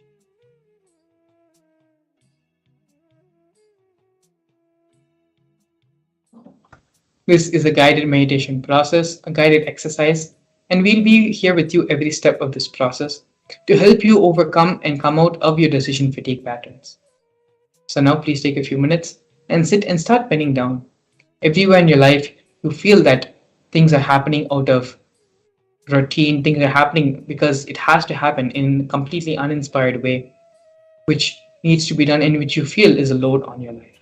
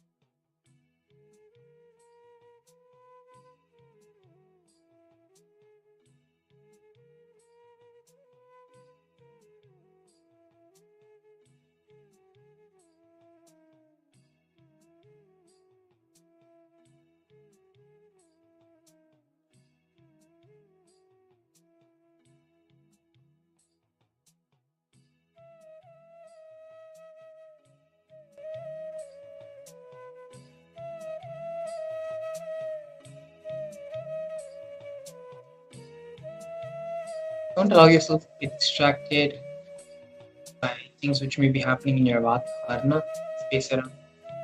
Allow yourself to be completely integrated, completely focused. Exercise. Coming out of the decision fatigue pattern, bring so much of energy personally in everything which you do. Not only will so much of energy come, you will really starts getting accomplished. The feeling that I'm doing so much of work, but still nothing is happening. The truth is that that much of work is actually not being even put in. But make yourself feel important to satisfy the ego of yourself that you are important and you are contributing. You are someone who society needs, who's valued by society. It is unfortunately and ironically the same ego which is preventing you from actually being a contributing member of society. So doing this process and coming out of the decision fatigue pattern, as Swamiji shared earlier, is the only way you can actually really have the energy boost which you need in your life for you to manifest and make things happen the way you want it to happen. This is the ultimate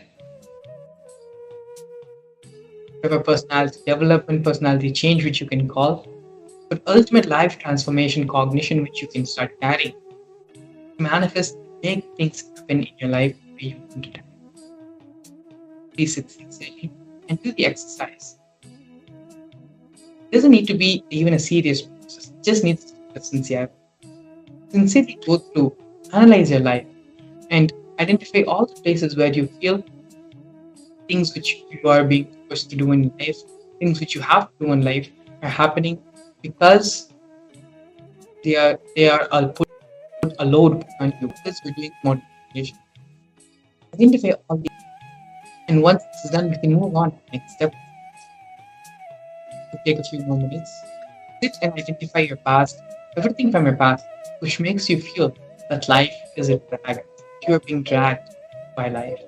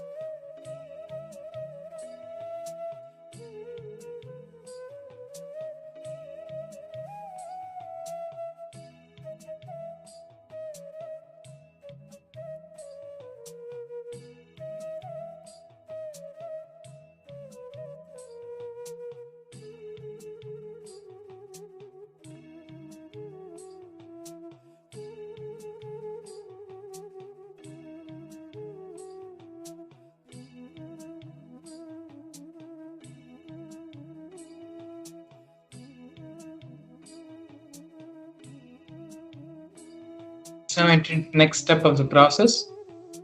Pen down everything that pulls you from the future. What makes you run with excitement? Previously, we looked over all the things which is pushing you towards the future, all the things which you despair in your life, which you don't want to face every day, but you're forced. Things which you have to do every day, but you don't want to. Those are the things which you identified in the previous exercise. In this exercise, let's identify everything which is pulling us towards the future. What makes us run with excitement? What makes us get up in the morning every day? What is that which excites us and forces us out of the bed, where we can just jump out of the bed with excitement? Write all the things which excite you in life, which makes you want to live for another day, which enter into the next day. Pen down all those things now. All the things in your life which pulls you towards the future, makes you more life positive, which makes you want to experience life more and more. Once you're done with the first exercise of analyzing out all the things which is pushing you towards the future, now let us enter into finding out things which will pull you towards the future, which is the excitement, the drive, the intensity of it. Again, the complete intensity exercise.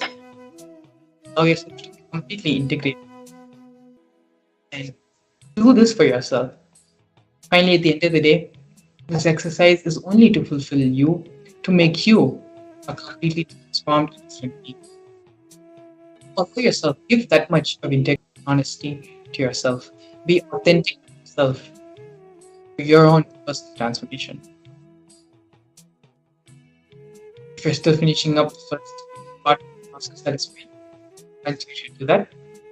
And once you're done, pen down all the things which excites you, which pulls you forward, drives you to become a better person, to make magnificent things happen around you.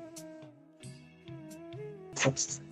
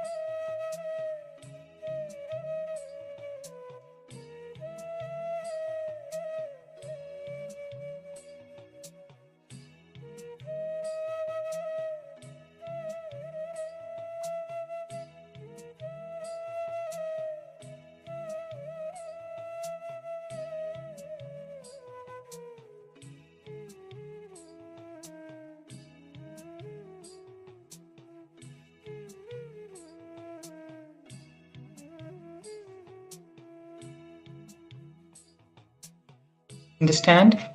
Swamiji says again and again, something has to pull you towards the future. You can't always be pushed from the past. See, being pushed from the past is dragging your life. Something has to pull you from the future. Only then you will run with excitement. Please understand, being pushed by the past, being pulled by the future, there is too big difference. Pushed by the past, you will move in a slow way. But being pulled by the future, you will be flying, you will be dancing. So the science of conquering time needs to be taught to the world. It is only when you are pulled, when you're excited, enthusiastic, inspired by life, will you actually start living life? Will you actually start becoming younger? It is when we are being pushed by life, when we are suffering with decision fatigue, we become older and death starts approaching very quickly. It is only when we are moving towards life, when we are being pulled towards the future, we start becoming lighter, we start becoming younger, we start having more energy. This next step now is the science of conquering time. Discard boredom and be pulled into life by the excitement of the future. With this final cognition, with this understanding, the transformation in your life will start happening.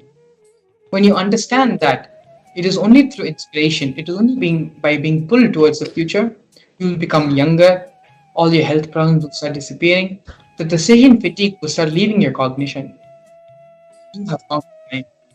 You have understood the secret and reality of manifesting youthfulness, manifesting energy, and becoming, going beyond the physical difficulties, the realities, and the sufferings of this plane. You start becoming divine. With this, the only other further step which needs to be is registering yourself for the Mahaparamashivam program. Right now, this powerful cognition which you are living with, the superconscious oneness Advaitic experience the Supreme Bond of Hinduism will give you in the Mahaparamashivam process, during the Mahaparamashivam program. So with this, the Paramashivam link to register yourself for the Mahaparamashivam program and the website where you can learn more about the program are both linked below in the form of the QR code and in the screen. And so with this, take this time now to cement this cognition in your being and register yourself for the Mahaparamashivam program to have the complete establishment of this experience in your cognition in your being. We'll be entering into a short break, after which we'll be working on causing your personal reality, in manifesting your reality, in manifesting the Mahaparamashivam program with you. So please stay tuned, we'll be right back. A more intelligent to a brighter future.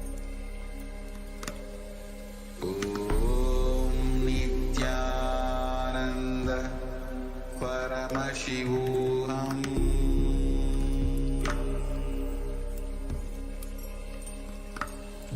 Om Nithyananda Paramashivam.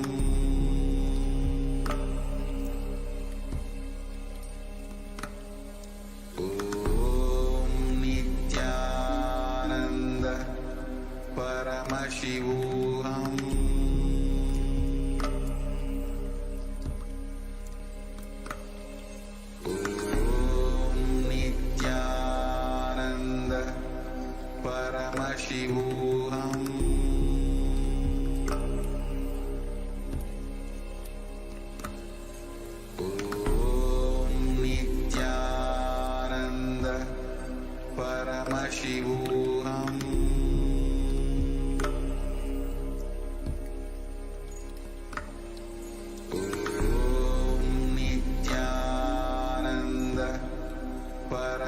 Paramashivam.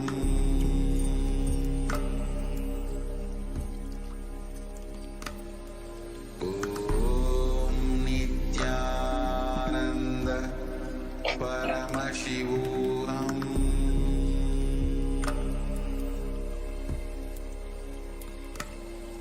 Om Nithyananda Paramashivam.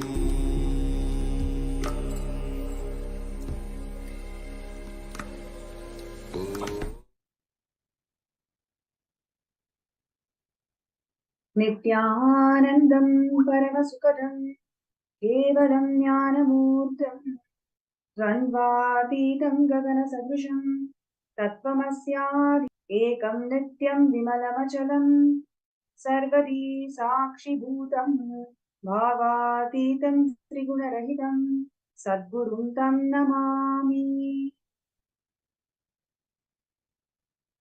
Nithyanandam, I welcome all the participants and viewers all around the world for the most blissful and most divine Bhava Samadhi Darshan of the Nijavatara, the supreme pontiff of Hinduism, Bhagavan Nithyananda Paramashivam. And today, Swamiji is going to manifest as the Somaskandhar Murthy. And I'm sure all the participants and viewers are having amazing time just receiving these blessings and darshans of Swamiji. Every single day having these darshans, which is empowering and life transforming to one and all. And we have lots of positive feedback, positive news all around the world about Kailasa and the recognition that Kailasa is receiving from various countries and United Nations. And in today's segment, we are going to be looking into one of the most important contributions of the Supreme Pontiff of Hinduism, which is reviving the ancient kingdoms. Time and again, Avatar has descended in the planet Earth to revive the Sarvanya Pitas whenever there is a destruction in the Dharma, especially in any of the three pillars of Hinduism, whether it is in terms of language or in terms of the Hindu infrastructures or the Shastras. Whenever there is a decline, whenever there is adharma happening in any of these three pillars, Avatar descends to revive through the Sarvanya Pitas. Swamiji has descended to the planet Earth to revive the Sanatana Hindu Dharma, which is undergoing 2000 plus years of persecution. And Swamiji is the emperor and Guru Mahasamidhanam of 21 ancient kingdoms. And one of the most important kingdom that Swamiji is reviving and bringing it back to life which is Madhurayadinam. And today's segment, we are going to see some of the most important contributions of Swamiji in reviving the Madhurayadinam, which is very, very dear to his heart, where Swamiji is also incarnation of Madurai Meenakshi herself. And just to share about Madhurayadinam, the Madurai Meenakshi temple, which is actually located in Tamil Nadu, India, it is one of the most popular and very important temples, I would say. It is the spiritual seat of Devi Meenakshi and Lord Somasundareshwara. And literally, the temple town of Madurai is extremely known for its divine leelas of Somasundareshwara and Devi Meenakshi, who lived there, ruled the entire kingdom, and shown the whole of the humanity of what it means to revive this Hindu ecosystem. So, if you take about the lineage of Madhurayadinam, it is about 5,000 years old. And in fact, what we have today in most of the Western civilizations, their own constitutions, their own the jurisprudence, everything is actually a replica of how the Madhurayadinam was functioning.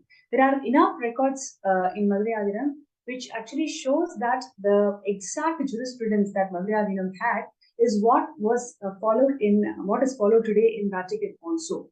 So, so the point that I'm trying to make is it is a very ancient, established, most advanced scientific enlightenment ecosystem that actually flourished in all dimensions of life. So the ancient records clearly suggest that the glory of Madhurayadinam is such. Every single aspect of enlightenment ecosystem literally flourished under this, under the rule of Devi Meenakshi and Lord Somasundareshwara.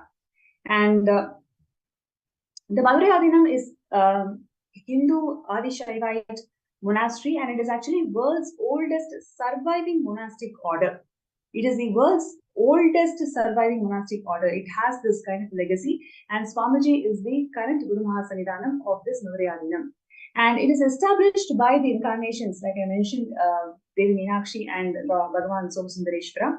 And literally, they came down and ruled the entire city of Madurai, and it was revived by Nithyananda Sambandar, and followed by him, several enlightened masters held the greatest seat of Madhurayadinam and shown the whole world the legacy, the spiritual legitimacy, economic legitimacy, and the religious legitimacy of Madhurayadinam to the whole world. And coming into that lineage is what we have Swamiji, who assumed the responsibility of being the Guru Mahasannidhanam of Madhurayadinam in 2012. So,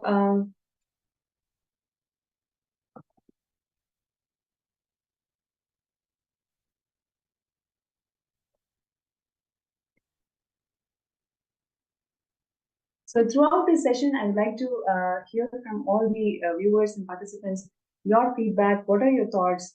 Just seeing the rich tradition of Madhurayadinam being revived by Vijayavatara Swamiji. Whatever you'd like to share with us, please feel free to share in the YouTube comments or Facebook comments, and also in the MPSN group. You can actually see a QR code that's being flashed on the screen. You can take a scan of it, and then you'll be directly led to the MPSN group, where you can start posting your comments, feedbacks throughout the session.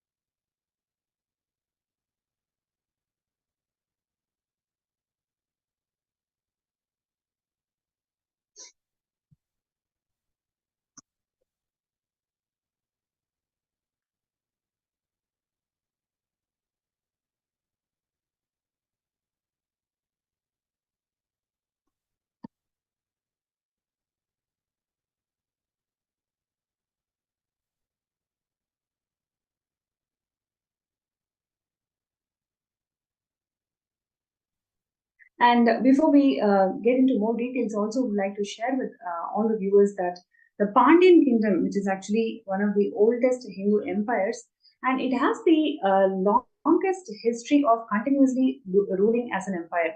The Guru Mahasannidhanam of Shamala Pita Sarvanya Pita Madhurayadinam was the spiritual head Guru and also the political head of the state of this Pandya kingdom, which is a very important statement that I would like to share with all the viewers, that they also act as the political head and they are also the spiritual head of this kingdom. And even in contemporary colonial era, the Madhurayadinam has actually appointed the Guru Mahasannidhanam as the Pandya Niyamana Murai, Pandya's coronation procedure. This actually very clearly shows that the Guru Mahasannidhanam is the spiritual head and as well as the political head of the Madhurayadinam and the Madurai kingdom.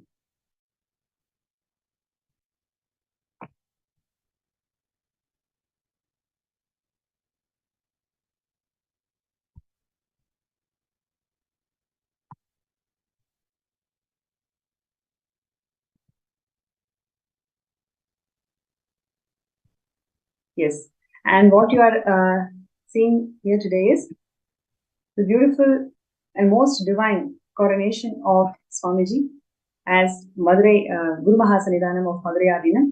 Literally, Devi Meenakshi appeared in the dream of the 292nd Guru Mahasannidhanam, saying that it is going to be Swamiji who will rule the Madurai kingdom as the Guru Mahasannidhanam and the political head of Madurai city.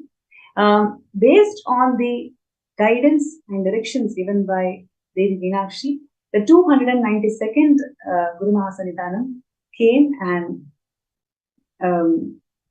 graced with this responsibility that Swamiji has taken up as the 293rd Guru Mahasannidhanam of Madurai Adinam.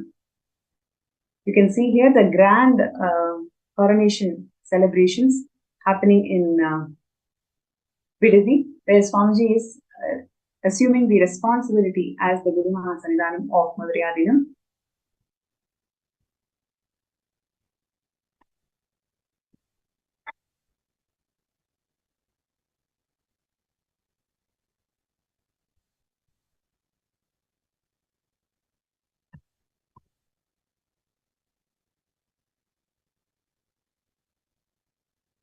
Yes, and as soon as Swamiji assumed the responsibility as the Guru Mahasannidhanam of Madurai Adinam, Swamiji started reviving all the temples under the Madurai Adinam.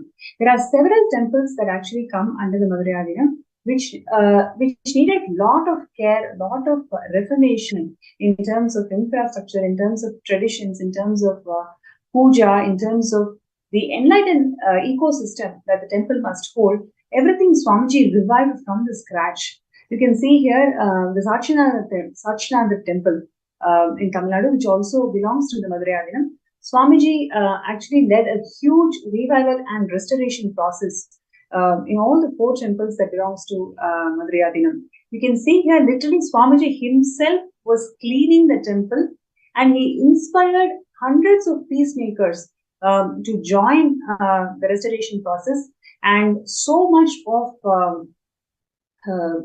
hard work, and literally he was inspiring each and every person out there to understand the legacy that the Madurai Adinam was holding.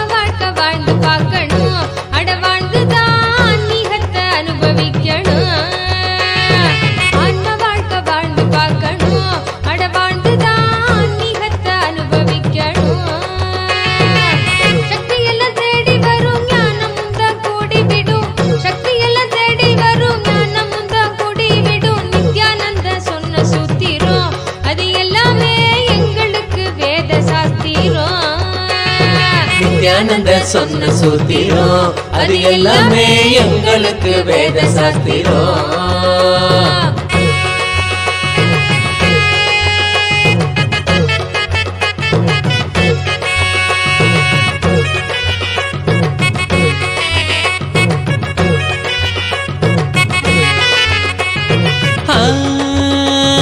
பக்தியுடன் பாடிடும் பிரார்த்தனையும் சோஸ்திரம் நித்யனவன் காலடியில் கொண்டு நம்ம சேர்த்திடும். பக்தியுடன் பாடிடும் பிரார்த்தனையும் சோத்திரம் நித்யனவன் காலடியில் கொண்டு நம்ம சேர்த்திடும். செய்யும் அந்த தியானம் அது சித்தம் தெளிவாக்கிடும். சித்தம் தெளிவாக அது தெய்வீகத்தை கூட்டிடும். செய்யும் அந்த தியானம் அது சித்தம் தெளிவாக்கிடும். சித்தம் தெளிவாக அது தெய்வீகத்தை கூட்டிடும். சக்தி எல்லாம் தேடி வரும் ஞானமும் தான் கூடிவிடும். சக்தி எல்லாம் தேடி வரும் ஞானமும் தான் கூடிவிடும். நித்யானந்தன் சொன்ன சூத்திரம் அது எல்லாமே எங்களுக்கு வேத சாஸ்திரம். நித்யானந்த சொன்ன சூத்திரம் அது எல்லாமே எங்களுக்கு வேத சாஸ்திரம். சாஸ்திரம்.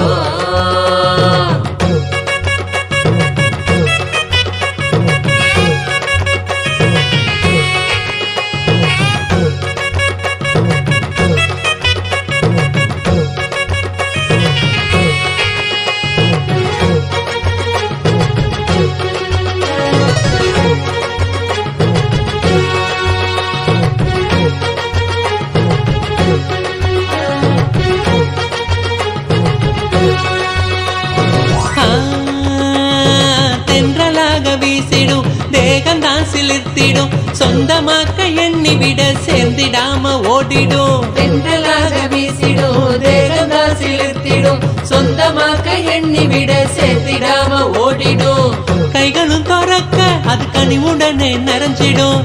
இதயத்துக்குள்ள இனிதாக வரும் ஆனந்தம். கைகளும் துறக்க அது கனிவுடனே நிறைஞ்சிடும். இதயத்துக்குள்ள இனிதாக வரும் ஆனந்தம். சக்தியெல்லாம் தேடி வரும் ஞானமும் தான் கூடிவிடும். சக்தியெல்லாம் தேடி வரும் ஞானமும் தான் கூடிவிடும். நித்யானந்த சொன்ன சூத்திரம் அது எல்லாமே எங்களுக்கு வேத சாஸ்திரம். நித்யானந்த சொன்ன சூத்திரம் அது எல்லாமே எங்களுக்கு வேத சாஸ்திரம்.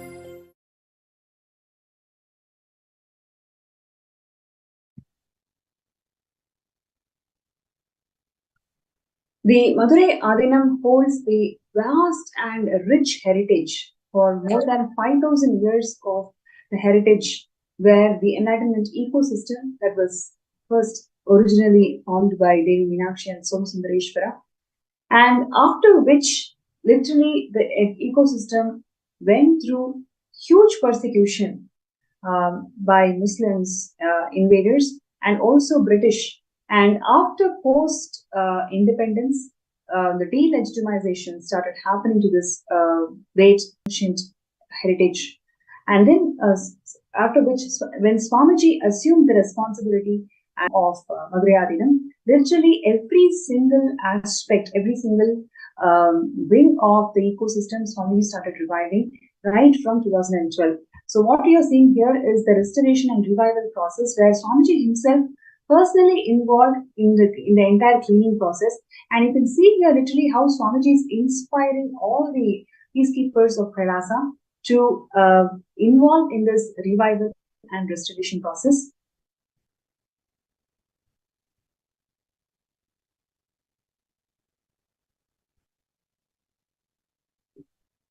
Yes.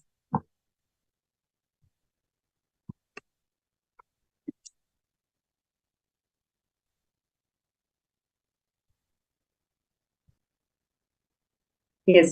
So, yes, you can see here in 2012, 22nd May, Swamiji is leading the entire restoration process in all the 4 temples of that belongs to Madurai Adinam. And today, if you see, without Swamiji taking over the restoration and revival of these temple infrastructures and also the traditions, literally the temples have become a common place, as they do not have a single unified face as a leader. It is Swamiji who is the single unified leader of the entire Hinduism, who is reviving all the aspects of Hinduism, whether it is temple infrastructure or the traditions. In every level, Swamiji has revived the Hindu tradition.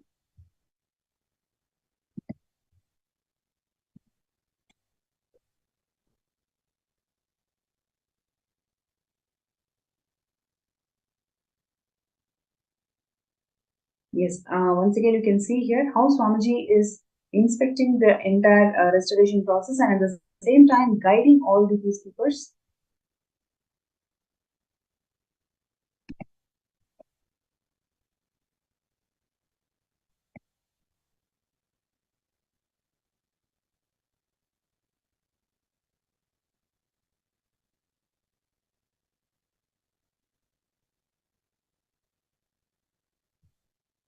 Yes, you can see here how the monks are cleaning the continued temple.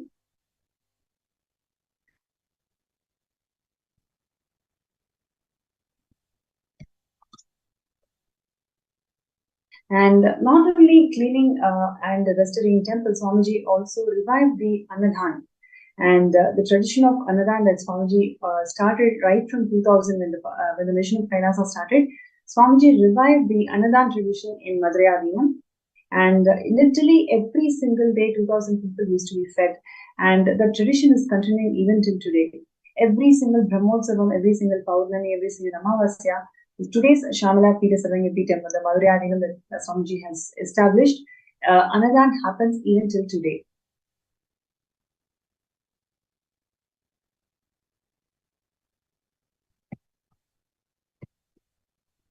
And along with Swamiji also revived the Vaidhyalaya, free medical camps conducted in all the different places of Madurai Adinam.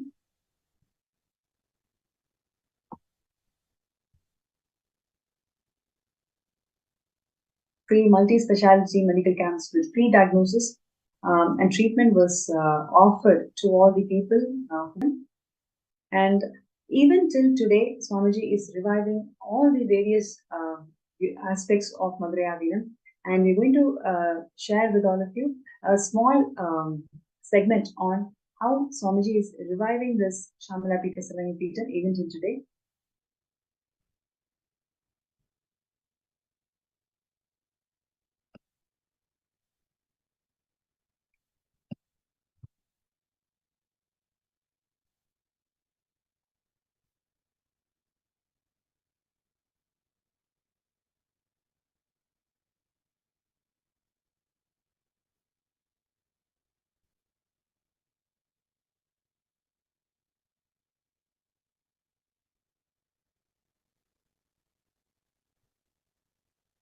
Yes.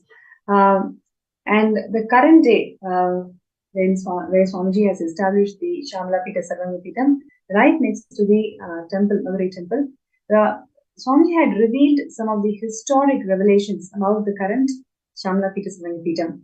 So on 29th May 2019, historic breakthrough happened when the exact land where Devi Meenakshi emerged from the sacred ritual fire as a 3-year-old, from where from there she started ruling the entire kingdom of Madurai from the Putrakamishti Yajna, literally from that exact place, the Madurai Adinam, the Shamlapita Sarangipitam is established. The Devi Meenakshi Parashakti has blessed us by giving the exact land on which she used to sit on the original throne, Kailasonata Shamalapita Sarangipitam in Madurai. So literally where our current Shamlapita Sarangipitam is located, that is the exact place where Devi Meenakshi emerged from the Putrakameshti Yajna, and she graced us the whole universe with her divine blessings.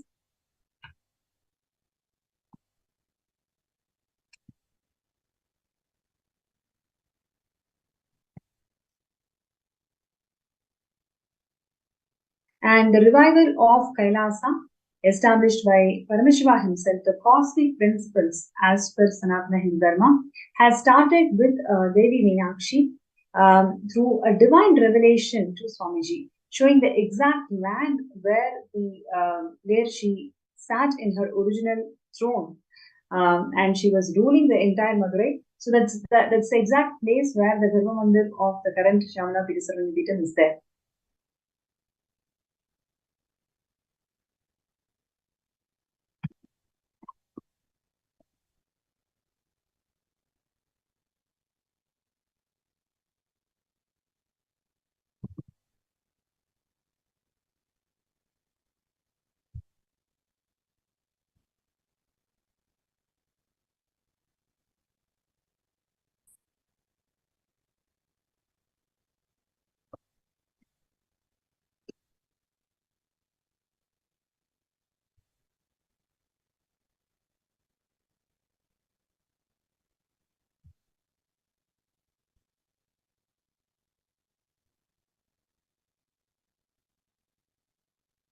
Yes. So in his own words, Swamiji said that Devi Meenakshi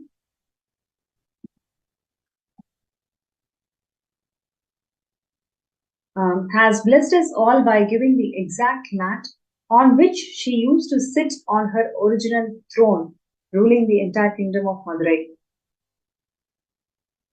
And Swamiji revealed from Akashic readings that this was the very place where the sacred fire of Putrakameshti Homa was lit, and Meenakshi emerged out of this fire.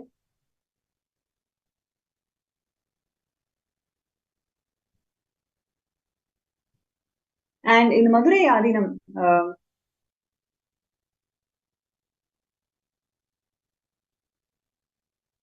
the part of Thiruvilayadal Puranam, compilation of all the divine plays of Paramashiva and Devi Parashakti, there is a vivid description of a place where Putrakameshti Homa happened. Lines like the Velvi, the Homa conducted by Kurvarar in the eastern side of the temple, where Lord Indra stays, confirms the location. Literally, the current Shyamala Sarvanya Pitam is exactly located at the same place Putrakameshti Yagna was conducted.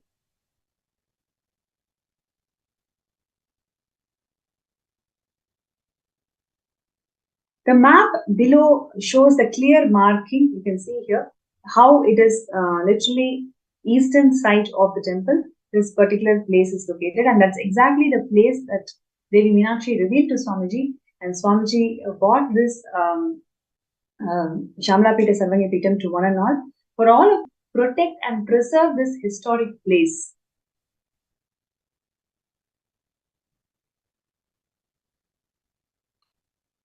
And on 6th of June 2019, Swamiji has revived the Shyamala Sarvanya Pitam, the world's oldest apex body of Sanatana Hindu Dharma, and it is now being revived to become the world's largest apex body of Hinduism.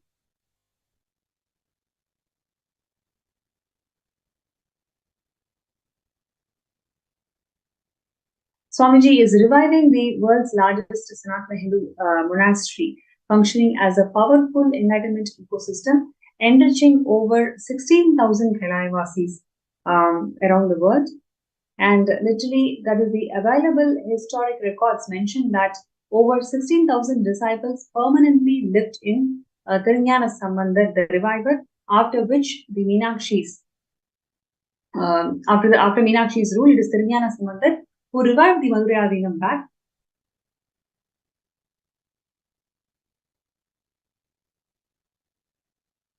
Now, what you're seeing here is the beautiful pictures of the current Shyamala Sarvanya Pitam, which is located inside the Madurai Devi temple. And every day, Nitya Puja of offerings happen to the deities of Meenakshi, Somasundareshwara, and Tirunjana Sambandhar, and Swamiji himself.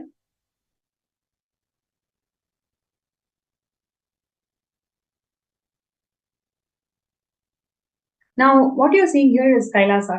Kailasa, the ancient enlightened ecosystem established by Paramashiva thousands of years ago. And now Swamiji is reviving Kailasa to its original glory. And Madurai already had 3 power centers, which is political power center, spiritual power center, and linguistic power center. Swamiji is the current head of all the 3 power centers of Madurai Kingdom, and he is reviving all of these power centers to its glory.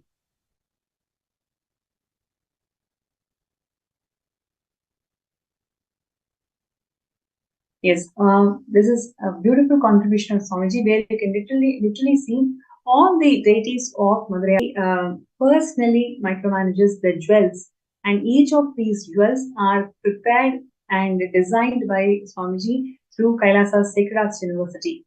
So what you are seeing here are such beautiful small and large size deities.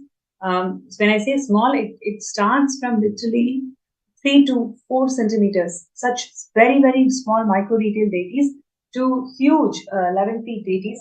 To all the deities of this range, Swamiji ensures that all these deities carry beautiful jewels, and these jewels are personally made in Kailasa Sacred Arts University.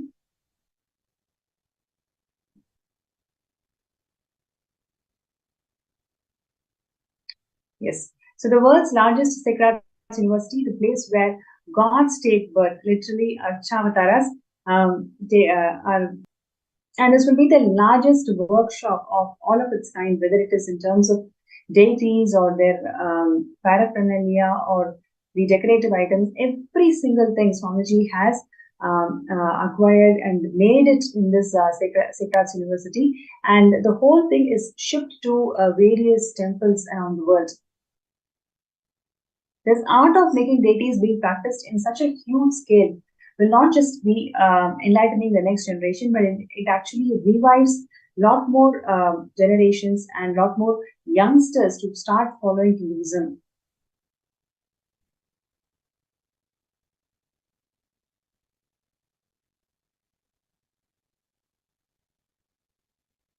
Yes, you can see more beautiful deities of Shamalapita Sarangapitam, where literally all these deities are personally designed with these jewels and decorations by Swamiji.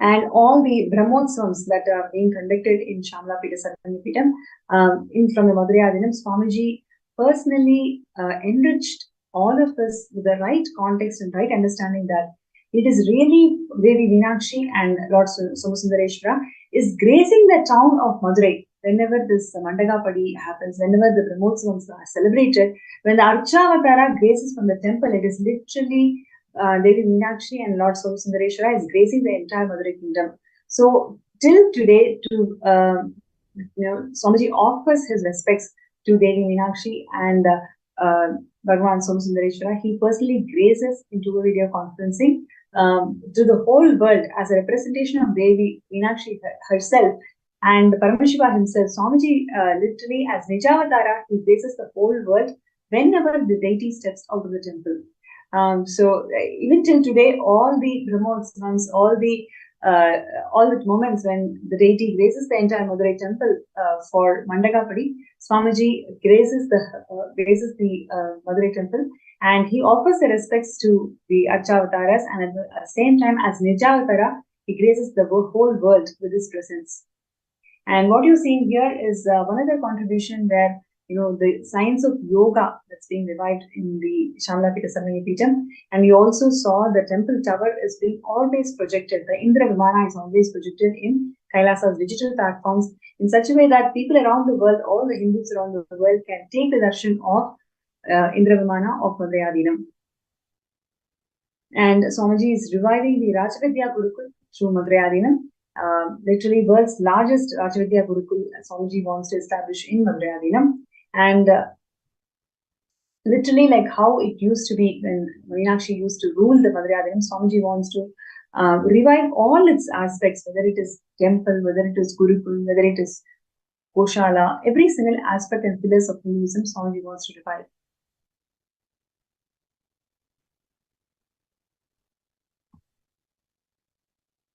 Yes, you can see here how the Gurukul kids are all doing the Akashik reading. And agriculture, even the temples around, places around the Shamalapita Sarangapitam, Kailasa has got the agricultural land where Swamiji is reviving the sustainable agriculture for this Madhurayadinam.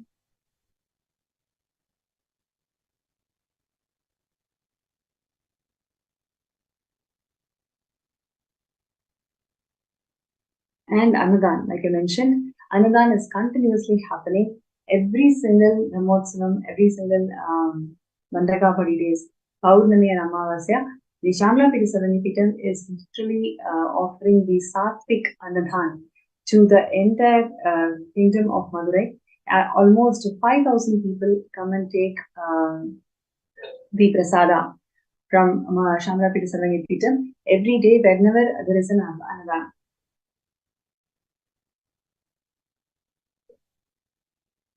And even during the COVID-19, when the whole world closed their doors, Swamiji opened his spiritual embassies to one another. What you're seeing here is the Annadan that used to happen during the COVID-19 period.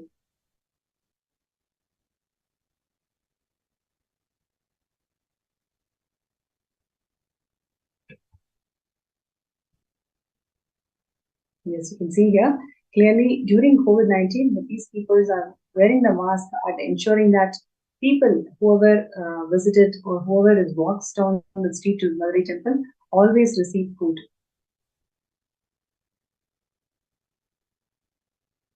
And Swamiji also takes care of the Goshala, cow shelters in Valdayadina.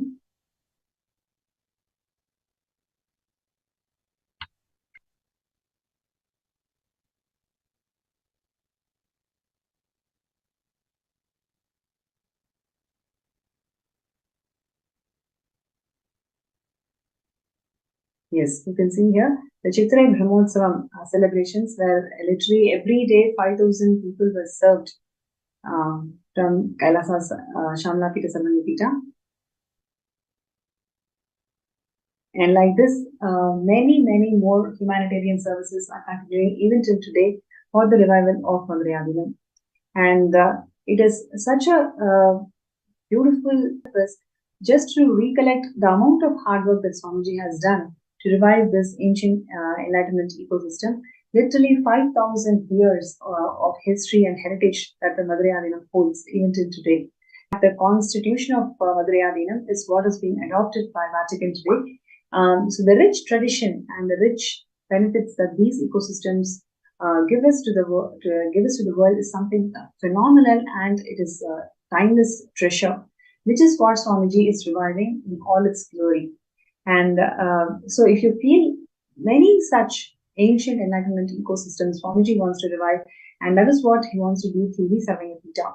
This is the most important contribution of Swamiji, where ancient enlightenment ecosystems are revived, and it has all become part of this great happening where Swamiji is reviving all these ancient enlightenment ecosystems.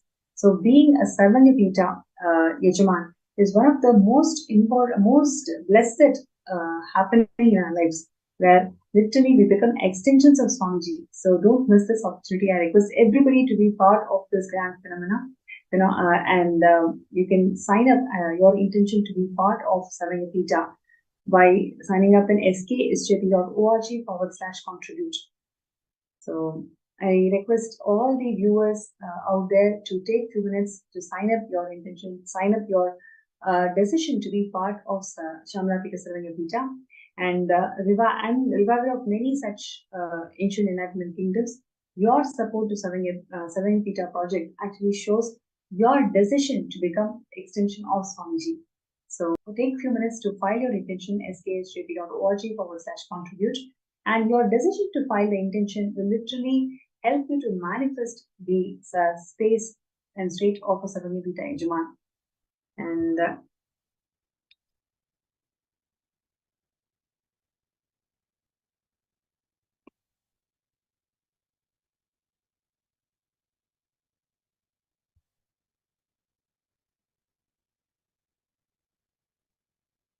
yes, and Swamiji has always told all we need to do is set the intention and work for it.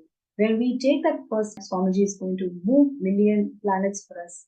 All it requires is our intention to start our journey. So I request everybody out there to take this opportunity, take this moment to start your journey towards Sarvanyapita. With Swamiji's grace and blessings, simply you will be able to manifest it, even actually before the Shivratri itself.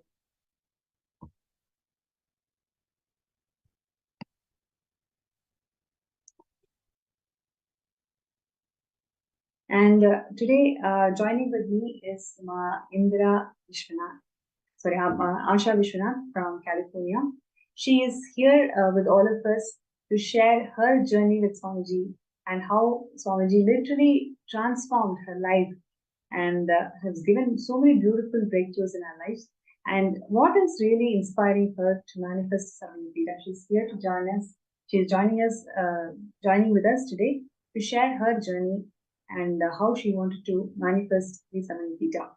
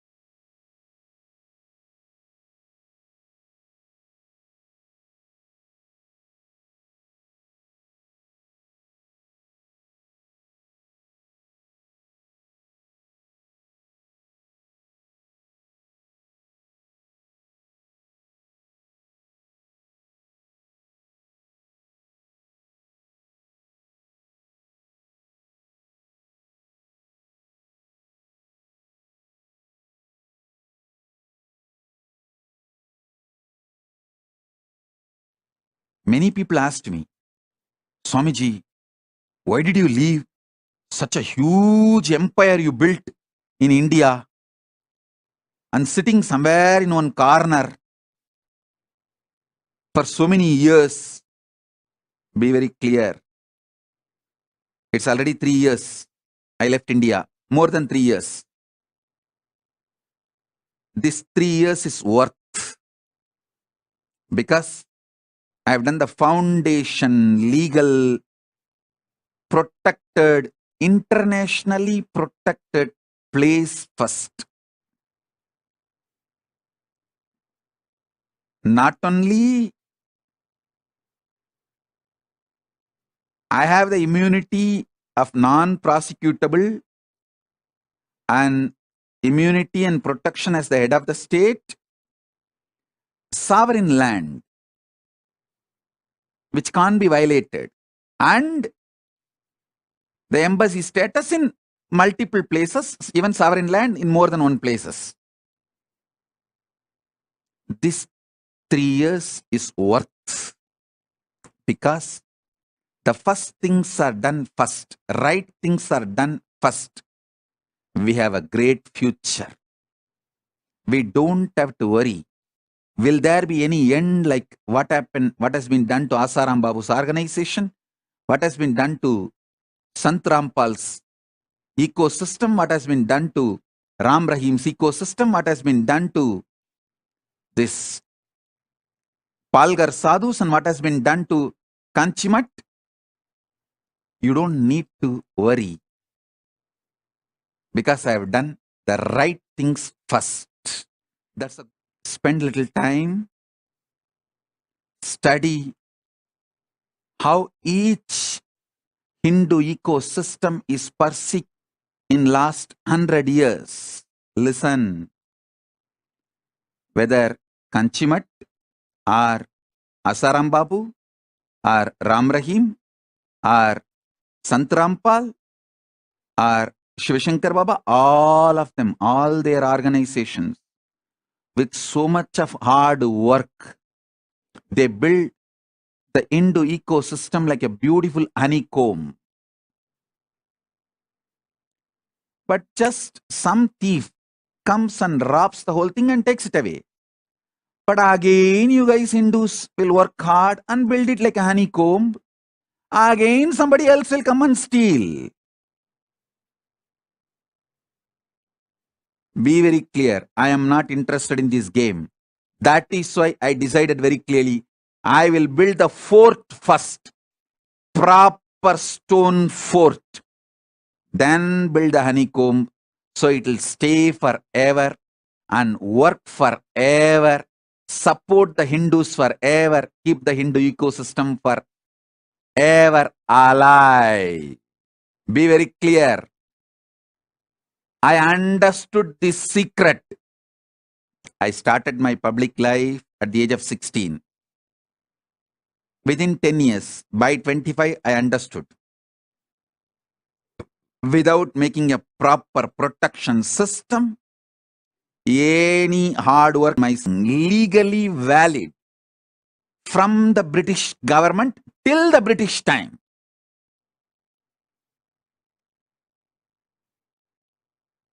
Just 2 generations. Now, those gurus are getting prosecuted. Lawfare is being done. False accusations are put. They are prosecuted left, right, center. Of course, Kanchi Shankaracharya proved he is innocent and came out. But what happened to that mutt? What happened to himself? Was he able to stand back? The criminally negligent Hindus did not have gratitude for all the work he has done. The criminally negligent Hindus are not realizing the anti-Hindus are attacking the real Hindus because he stood for the Hindus and stick his neck out, his head was cut. That's all. So that is like a message. No one else should stick their neck out for Hinduism. I tell you, I realized this truth. If I don't build the proper legitimate fort, legal protection, even if I work for 100 years and build the Hindu ecosystem, I don't want to say what would have happened. I know very clearly. I know very clearly. I know very clearly.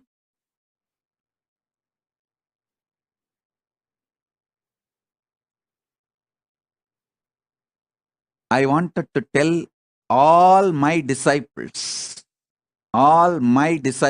listen. The good news I have for all of you is, by the grace of Paramashiva, we already have a sovereign territory in more than one place for Kailasa and diplomatic relationship with many countries for Kailasa, and I am safe. We are going to be safe forever. That is the good news I have for all my disciples. So all your effort, you are all putting time, treasure, talent, and building this Kailasa will be useful forever. It cannot be hijacked, destroyed by anyone, because I made a proper foundation protection fortress. Then started building the honeycomb. I did the first things first.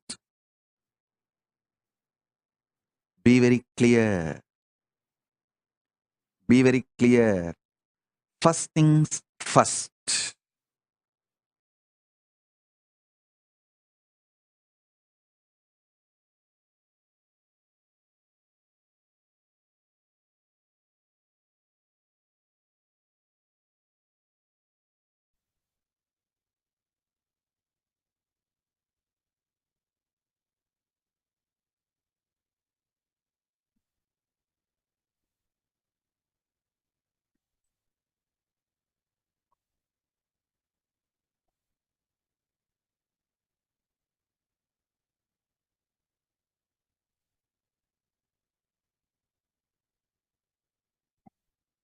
Yes, Swamiji has created this Kailasa nation, bringing that legitimacy to all the Hindus by giving us all the first nation, the sovereign nation of Kailasa to one and all, doing the first thing first in such a way that everything that we contribute towards Kailasa is going to protect forever. And your contribution to Kailasa through Savingapita is not just going to be there for few hundred years, but rather few thousands of years. It's going to be there, serving the whole of the humanity. So your decision to become a Savingapita Yajman is going to serve the humanity eternally. And on that note, it's my pleasure to welcome Ma Indra, Ma Asha Vishwanath from California to our segment today. Nithyananda Ma. Nithyananda Ma. Thank you so much for joining the segment today. And I'm sure all of us are really excited and looking forward to hear from you, your journey, your moments with Avatar. You've attended so many programs, so many beautiful blessings and darshans from Swamiji. Would like to hear from you what really inspired you in this journey and how Swamiji made your life magical. Nithyananda Ma, thank you. Can you hear me? Okay. Yes, we can hear you. Please go ahead. So my journey with Swamiji started in 2007 when my friend Chitra invited me to come to watch him at Dianza College, locally here. And so I went to the college. It was in a classroom, and we were sitting there, and I saw someone walking down, and he looked just like Swami Vivekananda, walking so magnificently, down the steps and sitting at the chair in the front. And literally the first sentence he said was, "I am here to revive the Vedic tradition."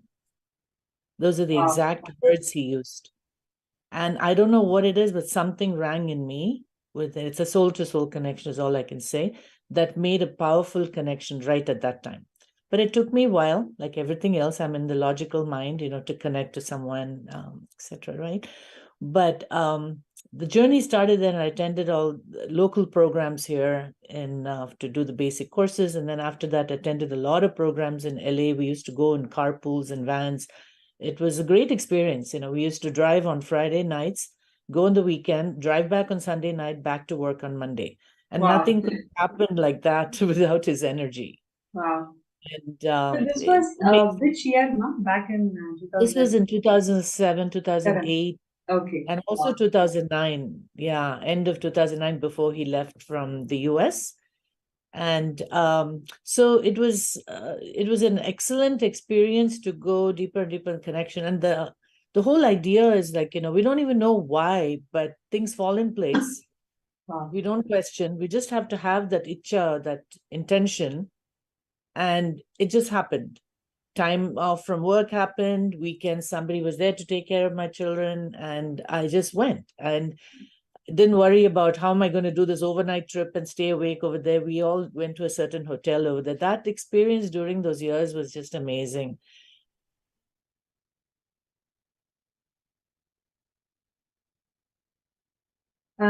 Ma Asha, I'm not able Yeah. to hear you. Oh, Yeah, now I can hear you. Please better? go. Yeah. Yeah. So he had invited me to, and he said, as part of the darshan, he said, make sure that you come to the LA temple inauguration. Okay. And I said, yes, Swamiji. And I said, okay. And then later on, they were planning to do on a certain date. I was planning to go there at that time, make it earlier. And I didn't know about that. And I was at a friend's house and I was talking to her about Swamiji, and I was just typing in the word Nithyananda, getting into the website. As I'm doing that, I get a call from LA, and immediately they say, I'm part of the San Jose Sangha here, right? So I'm here in San Jose area. And so we all used to group and go. And then this friend was just talking to me, and immediately I get a phone call from LA, and they're saying, oh, we're opening earlier, come over.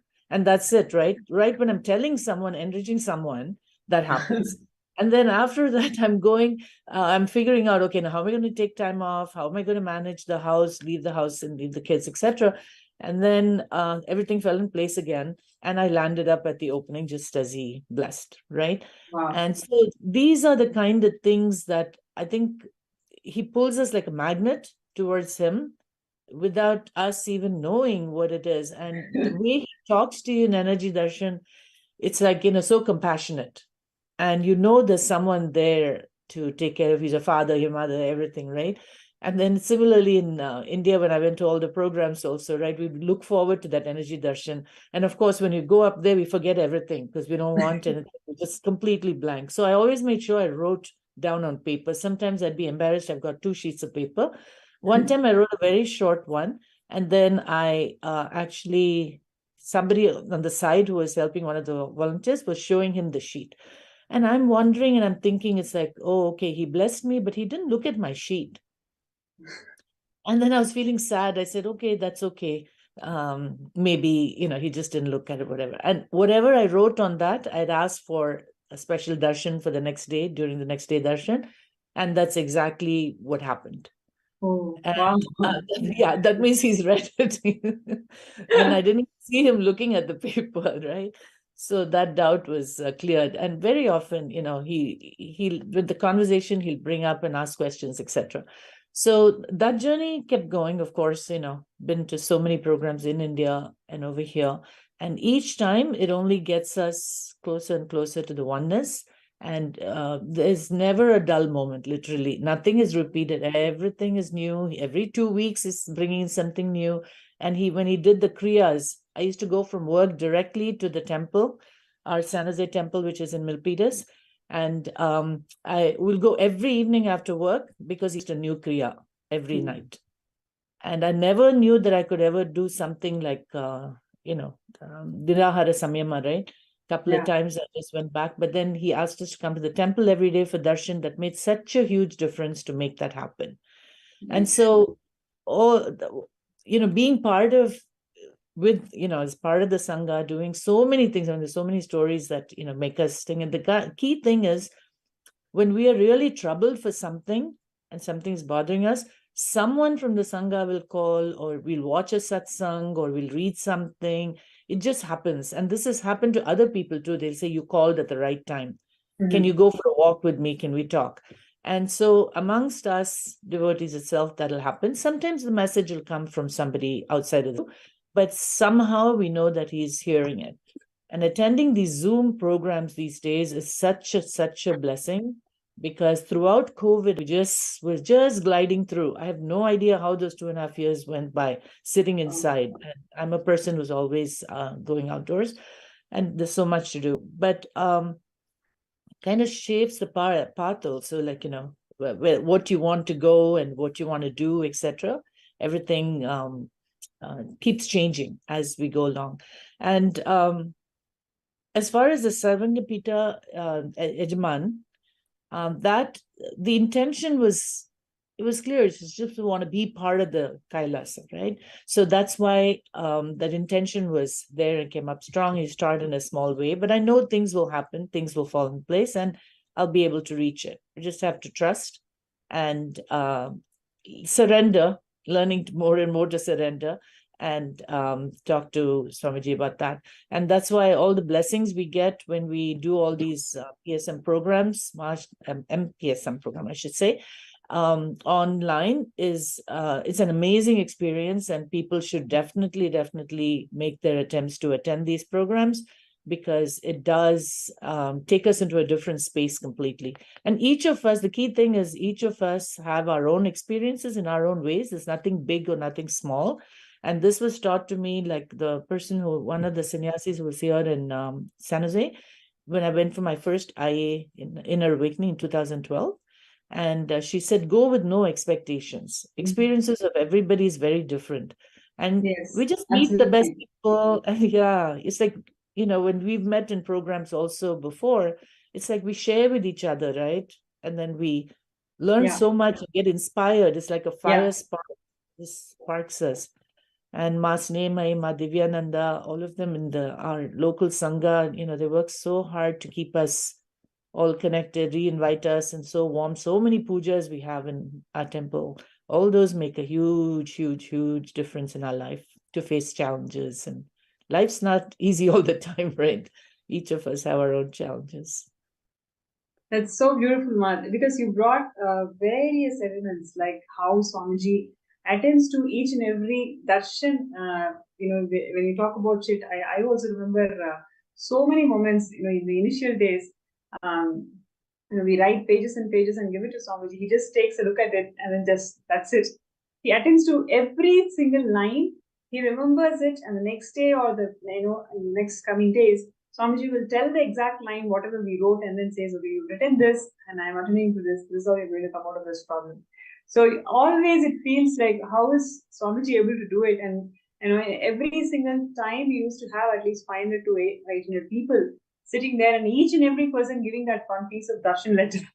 And Swamiji remembers it and ensures that it is getting attended, and the reality is caused. He follows up, he makes sure that we're all feeling comfortable and empowered, most importantly. So, that's the thing that you brought out there. And I have one thing that, there's a beautiful large photo in that main hall in Bidadi of Swamiji. And now you talked about Meenakshi just before this, so it was interesting. So there was a parrot that stayed with him for a while, right? And it came from Madurai. And during our IA, the parrot was there, Meenakshi was there, and she'll sit on his shoulder and keep pecking around and all that stuff, right? So on the wall, there was a beautiful photo of Swamiji with the parrot, Meenakshi, on his shoulder. And so as part of the darshan, I said, Swamiji, I want a copy of that photo. And it's a simple request, but something that came from deep down, right? And then, so he said, no problem. And immediately he looked at someone and said, get that ready by tomorrow. Okay, and then get her that ready. I said, okay. And then I went off. Next day, they brought the photo and I took it. And I was like, oh, thank you so much. And they gave it and he was going to bless it. He took one look at it, and I thought everything was fine, right? He took one look at it. He told the person there, right? He says, no, this is not the exact same one. And there was a minor difference, very minor difference. None of us could even figure it. He says, no, go back to your database and find the exact same one. He said. And I didn't want to let go of that photo, so I want to hold on to it, right? He said, nope. Next day, they brought back. It's like Actually, precision. you also remind me about one more thing, Ma. Like in NPD, Nithyananda, we have about, already we have about more than 200,000 pictures are uploaded there. Swamiji remembers every single of that photo, every single photo that's there in Nithyananda, and he will remind us, okay, go and take this picture. I will be with this person, and this is the angle. Every time Swamiji gives that instruction and guidance, it really leaves me with, oh God, how is it Swamiji able to do it every single time? And throughout all the 30 years of his public life, it makes me feel that every moment Swamiji was living through it, intensely pouring life, conscious and hardworking. That is why he's able to do it so effortlessly, even till today, really inspiring all of us. Otherwise, 200,000 photos are there, and many of it, what got released is only 10% of what Swamiji lived through the 30 years. And Swamiji always shares about this picture with this person, and this is the photo, this is the angle. Like exactly how you said, there's a minute differences. Always we come back and say, okay, this is the photo, Swamiji. Swamiji says, no, this is not the photo. There'll be one more version of it. So it's like, it's something so phenomenal how Swamiji shares all these beautiful things. It is so beautiful how you are able to catch all these subtle things, but actually that left a deep experience in all of us, right? So it's so beautiful, Ma, what you brought it up today. Thank you, Ma. Because for me, I have to tell you frankly that most of the things, the connection is more soul to soul, and very little things like that. Yes. And how he enforces to make sure. And I've always stayed connected through ups and downs. Whatever happens doesn't matter. What others say doesn't matter. And but that is so true to that he keeps us in that space and helps us in the process. And all we need is trust, right? And one of the energy darshans, that's exactly what I asked him. I said, Swamiji, help me to always stay connected with you. So he said, it's easy for him to be connected to us. He said, yes, I bless you that you'll always be connected with me. Wow. He has also blessed me with enlightenment recently during those programs. And he says, don't worry. And I told him, I want you and my Shirdi Baba to be together when I leave this body and have my enlightenment. He said, yes, I will be there. It's such a blessing, right? Beautiful, beautiful. Ma, so, you've been there with Swamiji, more than a decade, and you've seen Swamiji how he cares for each and every being. Millions of people have received these darshans and healing requests and everything. How do you see this contribution of Kailasa as a sovereign nation to whole of Hindus? We just saw the video where Swamiji is explaining the importance of why we actually need a Hindu nation. How do you see that this huge, breakthrough that Swamiji has given for Kailasa as the nation, as a sovereign nation for all the Hindus? How do you see this huge breakthrough for Hindus? So I always tell people that when I introduce Swamiji to them also, I always tell them, I've read about a lot of gurus, I've been to a lot of them, and my Sadguru is always like, Shri Baba, but there is a reason why I came to Swamiji. And I said, what I see in him is like everything put together, like everybody put together, all the different things. I cannot imagine anybody in history who can even achieve so much in all ways. It's not just only in the process of, it's not just some satsangs here and there, or, it's like the overall thing of what he's achieved, how he's used technology, how he progresses, and despite all the whichever direction that people come and try to stop him, he has found amazing ways and unbelievable. Some of these are just unfathomable and unbelievable. And then how many people do we know in history who can transfer energy to other people and give so many powers? When we watch the Gurukul kids, it's like, how can people not even believe that this is so amazing, right? I don't know what words to use, but it's like any doubts, they should be able to just watch the people manifesting all these powers. And I'm just amazed. And like I said before, I may not personally levitate or have all those other physical, effects, but that soul to soul connection of little things that click and give me that bliss here and there, and me feeling how great he is, those are the ways. And that's why I'm saying this is so much in our tradition. Now I'm able to talk to people and say, hey, this was in our tradition, and we've learned so much about our temples, about our history. Exactly what he said about reviving the Vedic tradition is his mission, right? And nothing can stop this mission. He may take gaps of whenever people come and hurdle, but this venture, what he's doing is exactly the way to preserve. Like he said, the honeycomb, right? The honeycomb can be put for build a fortress. That's exactly what he's working on. And that's, I think, the motivation for it to wait, to kind of, he'll manifest it for us. He'll make it happen. And we just have to follow him. We're just little, channels and little puppets there. It's like, but it will happen. And so it's just again unheard of, and we've learned so much. Like I went to Bali, right, for the program one time, and it's like we see so many Indian traditions out there. It's like which we didn't, which would not have happened if someone those days also didn't work on it. So this will be a real transformation for the preservation of Hinduism. Beautiful. That's so, once again, you actually brought out a very important dimension of why we need Kailasa. And we also want to share, what really inspires you to work on this manifestation of Savanyapita Yajman. Why do you feel that everybody should take this opportunity and start working on manifesting Savanyapita Yajman? So I think it's a great opportunity, first of all, to experience Swamiji's power and Swamiji's blessings. And so taking that first step of even having the intention, there's nothing wrong in having an intention, such a great intention, right? And give it a try. Just ride along, go for a ride, see what all happens, hear the stories of other people, and believe. And the biggest problem I have also is self-doubt. Oh, it's going to happen to others, but not me. So you got to keep pushing that aside and say, yes, it's possible for me too. These kind of things will happen. And that's why I think, just as Swamiji says, manifestation of power, just play with it. So this is a big play, but don't think of it as big. Just give it a shot and say, hey, these things are going to happen. I just need to first clear my inner space and be open and to receive it. And Beautiful. once we have a strong Ichcha, we know in the Hindu tradition, strong Ichcha is a sincere one, is what is going to make things happen, right? And so how it happens, we don't know. Everyone has their own story.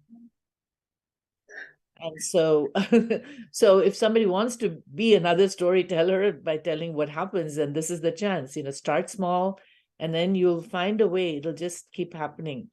And I'm sure there's so many people who've already reached a state who can say that. So have that trust and Shraddha, that faith in it. That's really beautiful, Ma. Just having that intention strongly, and we taking our steps from our understanding and capacity. When we start taking steps, Swamiji, with his grace and compassion, is going to bless us all with millions of opportunities and possibilities on which house this reality of becoming the Savanyapita Yajman. And it's really a pleasure to have you today. So many beautiful nuances, so many beautiful dimensions you brought in. All about Swamiji. Thank you so much for that. I'm sure all the viewers are enjoying the segment as much as I am personally doing. Thank you so much, ma'am. Thank you so much, Nithyananda. Nithyananda.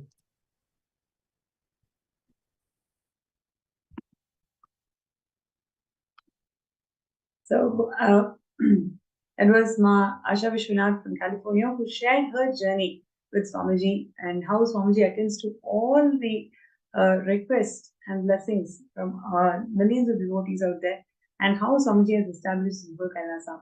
So requesting all the participants and viewers today, let's take this moment, really let's take this moment to become the Savanyapita Yajman. you can start your journey with whatever you have. Let's start your journey somewhere.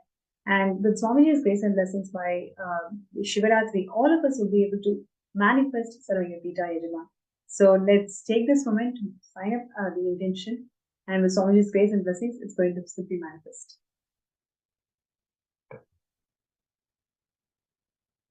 Right. Now, also, let us do the third eye scan for people. Whoever has not got the breakthrough yet, you're looking for really a solution, how we can overcome this issue and manifest Sarvapita. So whatever you may have the questions, please put a gist of who you are and also post what you wanted to share, right? So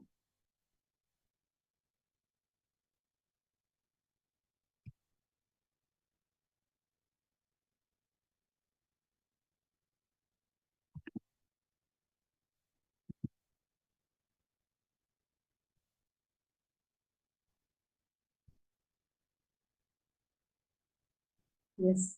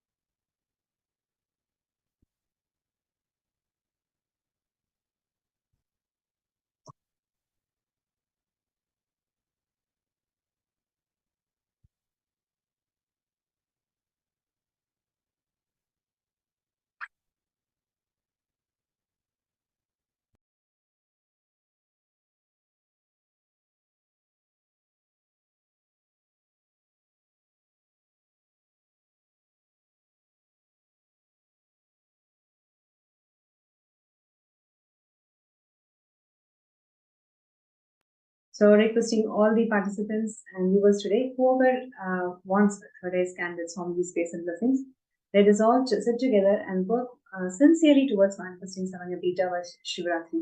So all the people, whoever is working towards that or want to work towards that, you can post your name in the chat and the YouTube video, and also in the MPSN group.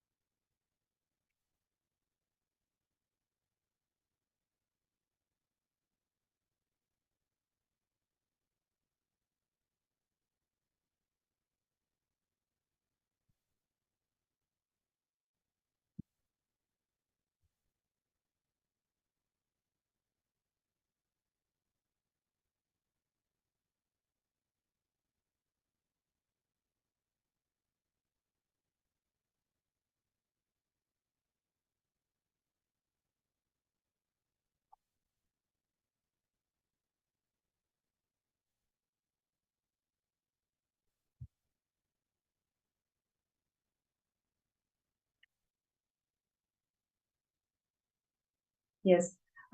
Requesting all the viewers and participants, whoever would like to have a third eye scan for all the obstacles that you're facing in manifesting SJP, you can post that in the YouTube chat, Facebook chat, and also in the MPSN group. Right, and we have here Ma Hiranmai, who's requesting for third eye scan. So I request Ma Hiranmai to please sit straight, close your eyes, and let's chant the Mahabharata.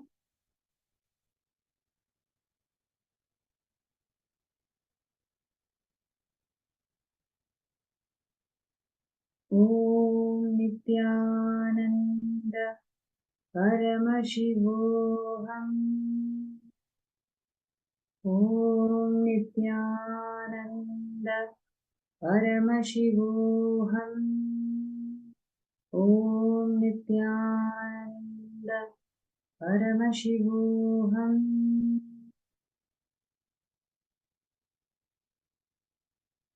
Yes.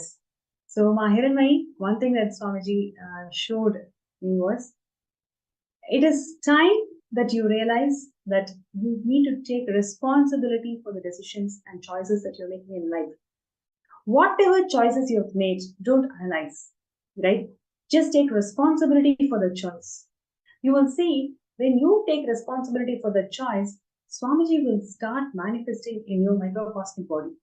Literally, that manifestation will start happening inside you the moment you take responsibility for it. So I request you to take responsibility for this manifestation. You will see how Swamiji will beautifully make it happen for you and everyone else. Right.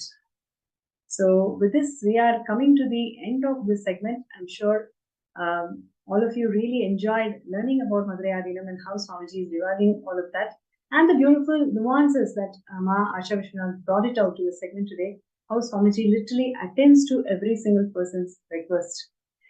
And this is a beautiful opportunity for one and all, where all of us can become part of Swamiji's extensions.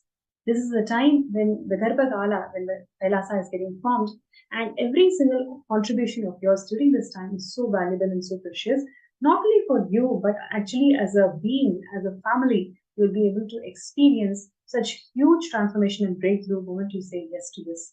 So I request everybody not to miss this opportunity. Sign up for sksjp.org/contribute. Right. And with this note,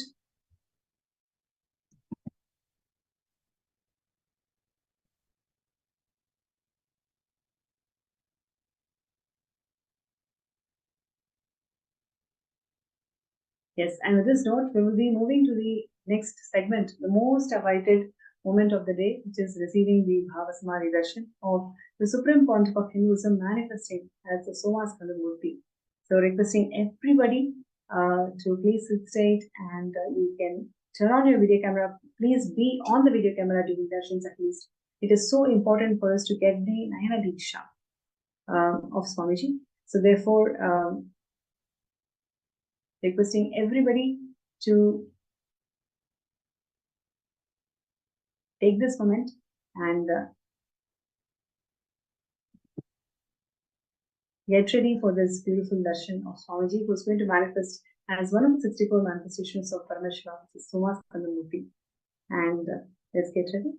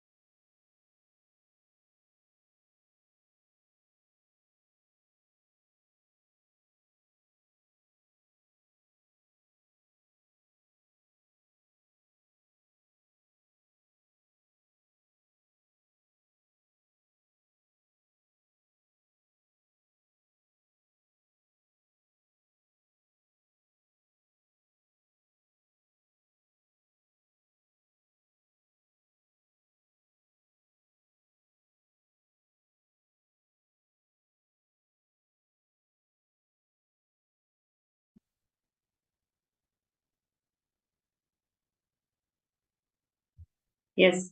So as we are getting ready for the most awaited segment of the day, the Darshan of the Supreme Pontiff of Hinduism, Bhagavan Nithyananda Paramashivam manifesting as Somaskandhar, I request all the participants to take this moment to share your gratitude message to Swamiji.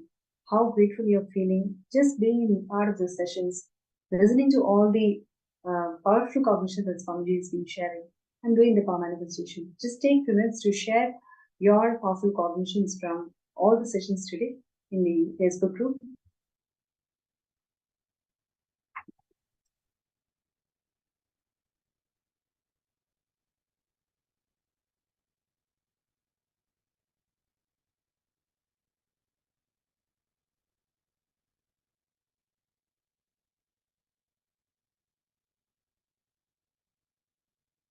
Yes. One other thing that I would like to share with all of you is being part of it is the best gift that you can give to yourself. The reason being, it just gives you a quantum leap, quantum jump from where you are to where you want to be. All of us want to be Paramashiva, and just for us to experience that quantum leap, quantum faith, quantum jump, all we need to do is sign up for the Samadhi Yajaman and take the step, your first the quantum jump that you want to take in life. If you feel that I don't want this linear progression, then all you need to do is just start working for manifesting SJP. Literally, if you start doing it sincerely, you will see how all the other things around it will simply fall in place.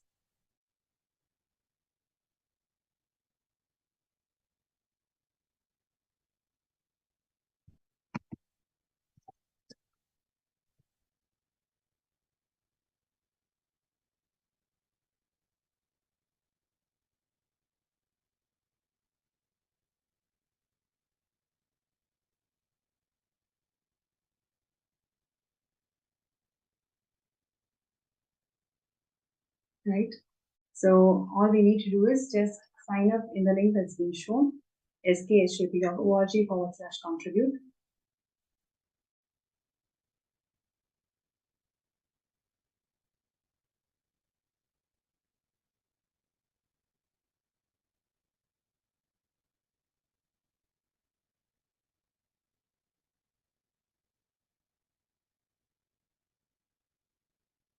Yes, and let us all get ready for this amazing darshan, where Swamiji is going to manifest as one of the 64 manifestations of Paramashiva.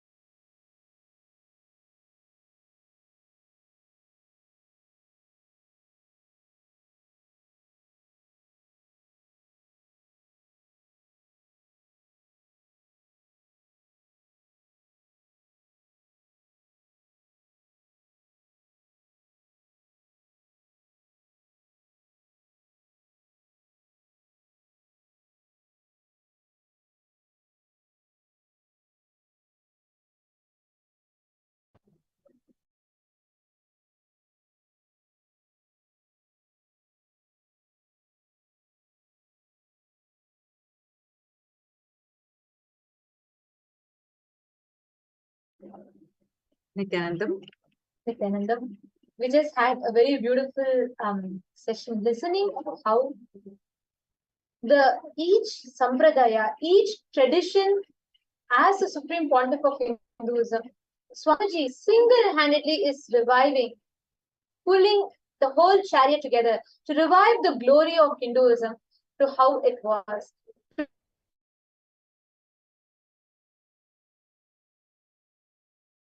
To bring us all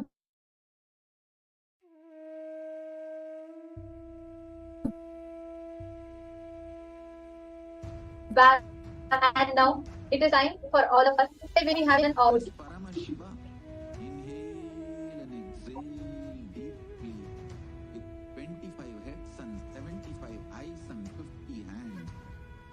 Visualize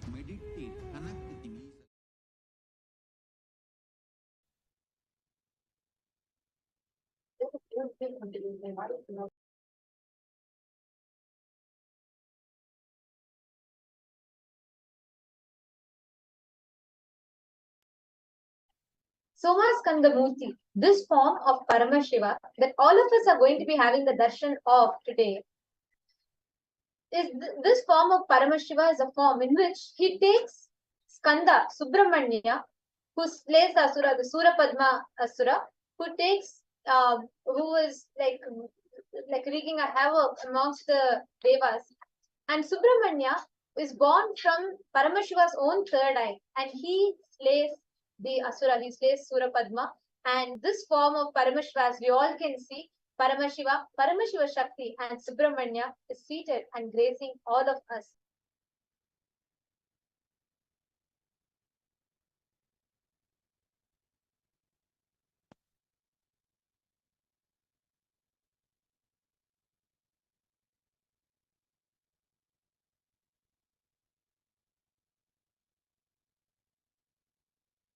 Somaskandha Murthy is a form of Paramashiva, where so once happens that when Surapadma starts wreaking a havoc amongst the Devas, he is unable to handle, all the Devas are unable to handle, and they all go and pray, and they are all unable to withstand the tortures of Surapadma.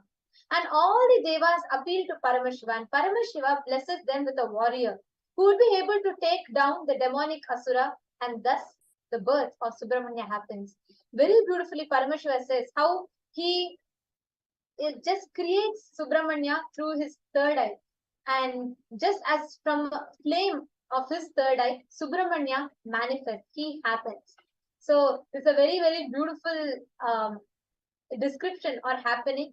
And Subramanya is a unique expression of Paramashiva's bioenergy from his third eye. The male component, bioenergy, is Paramashiva's. The female component, the biomemory, is from Paramashiva Shakti.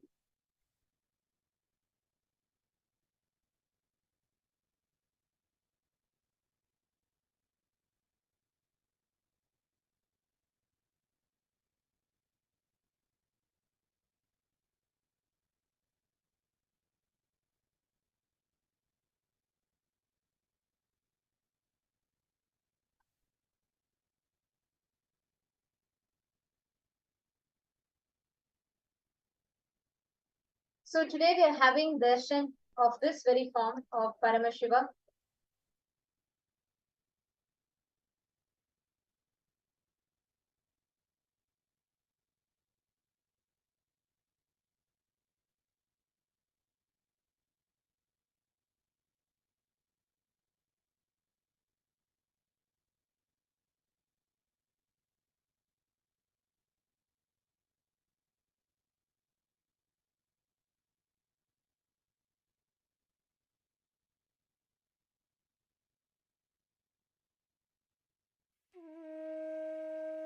Yes.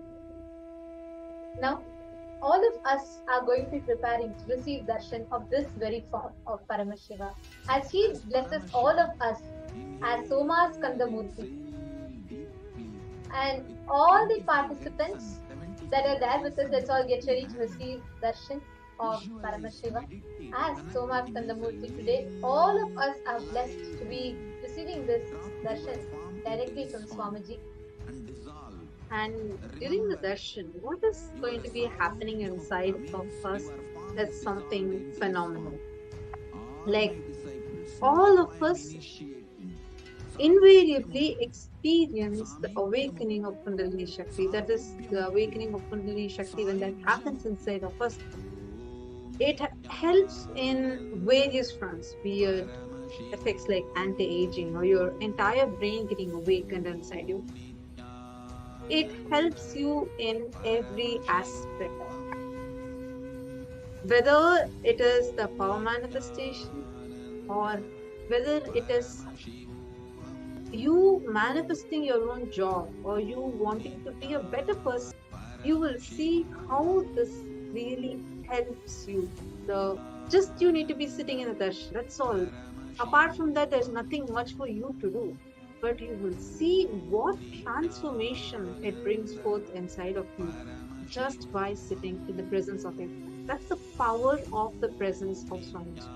And when these deities are landing physically for us to experience them, the kind of vibration, the kind of space that they create, and how that space impacts our space, something that's extremely rare and phenomenal. Like, you will have an explosion of positivity that's happening inside of you. Suddenly, you will see so much of transformation, which even without your effort is seamlessly happening inside of you. So, today we are going to be experiencing one such phenomenal darshan, the darshan of Bhagavan Somaskandhar. And during this, you will see all the auspicious qualities, components, powers of Somaskandhar will start manifesting in us. You will see how you will be victorious in anything that you want to take, and you will get the power of Somaskandhar awakened inside. And this happens in a very, very simple yet a very powerful process called quantum entanglement.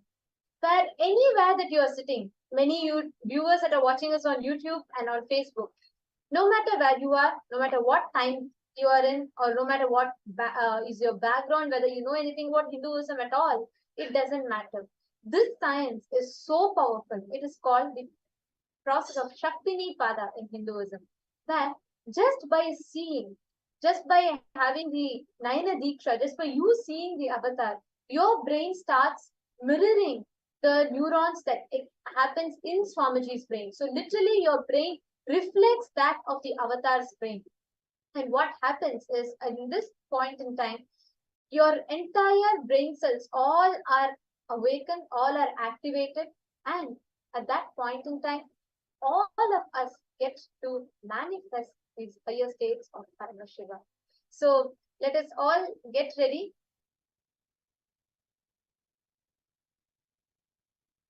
to receive this darshan. Every one of you that are sitting with us, get ready to sit back and enjoy this very, very beautiful darshan we are going to be receiving. Any obstacles you have anywhere in life that you want to achieve victory, anywhere you want to achieve any successful anything success in life, you can pray to this form of Paramashivam.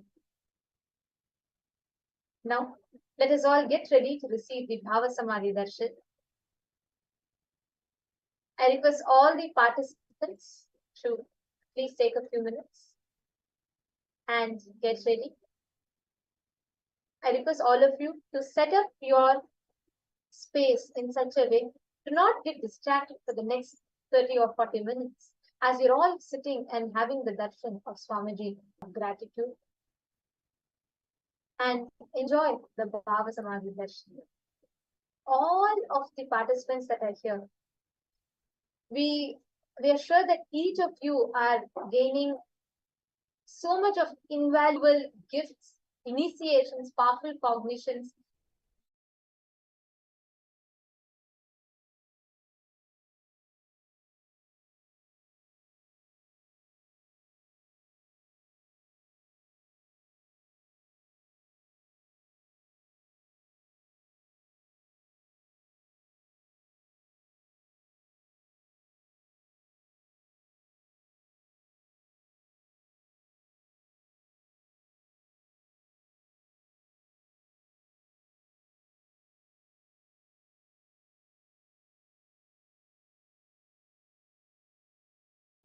Get ready for the Bhava Samadhi darshan with the Dhyana Shloka.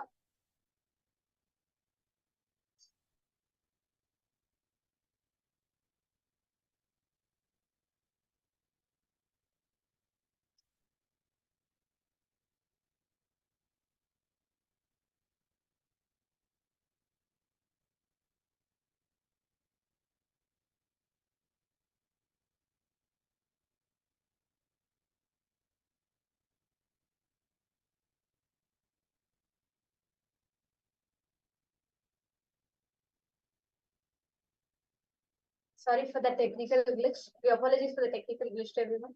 And yeah, now let us all get ready. I see that many of you have not yet been settled in front of the camera. We I request request everyone. all of you to please come and be seated. Yes, and we request everyone, see, understand what we are going to be experiencing is quantum enlightenment through entanglement. Understand that. It's the phenomenon of entanglement,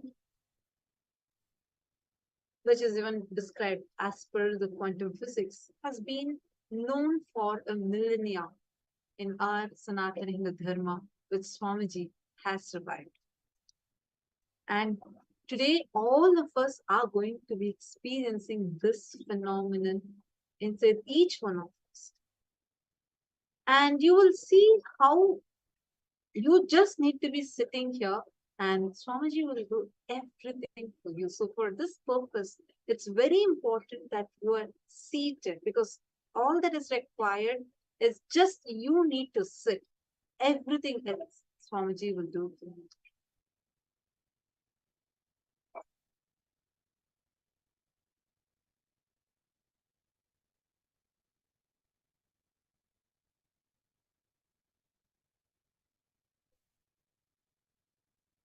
Understand, even scientists like Einstein used only 13% of his brain, and the rest were non-mechanical part of the brain, which is actually a storehouse of extraordinary powers, be it telepathy, be it metallization.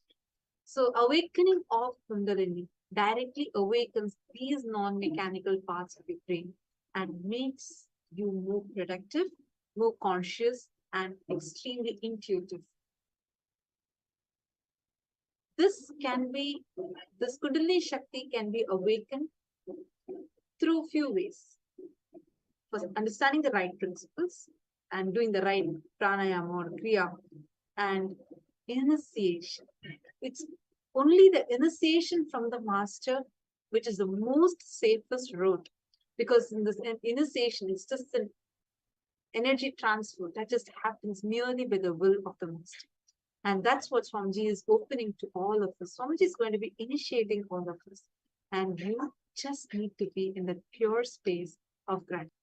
And in this is a very, very powerful process in Hinduism, which has the potential to transform each of our life and deepen our connection with Paramashiva, divine, or the highest consciousness, as we call it.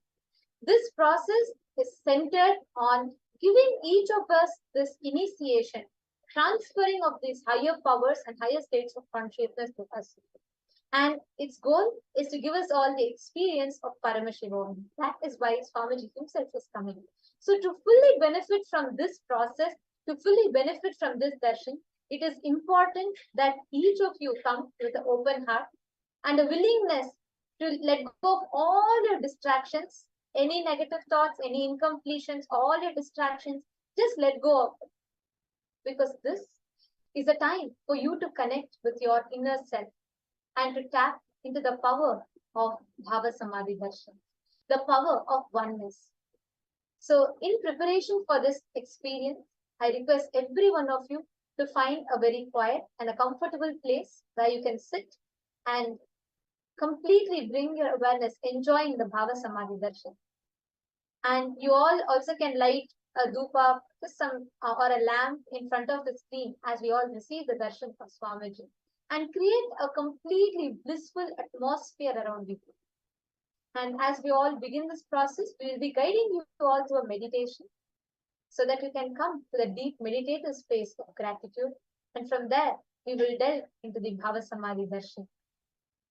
Now, we request every one of you to get ready to receive the Bhava Samadhi Darshan. We will now be chanting the Dhyana Shloka, the sacred chant, which describes the form of Somaskandhar Murthy as per Agamas. We will now be chanting the Dhyana Shloka for all of you.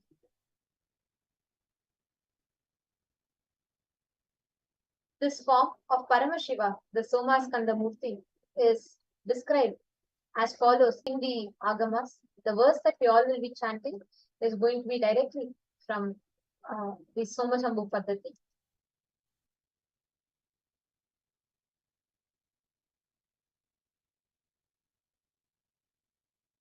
दक्षालम्बितवामनित्रतपदं कृष्णं मृगं चाभयम् टङ्कं बाधदम्बरं च कटैक बिभ्राणया वामके वामालम्बितनिद्रता नद्यत्पदा देव्यायुतं मध्यतः स्कन्दो नाब्जकरद्वयेन सहितं सोमागुहेशं भजे.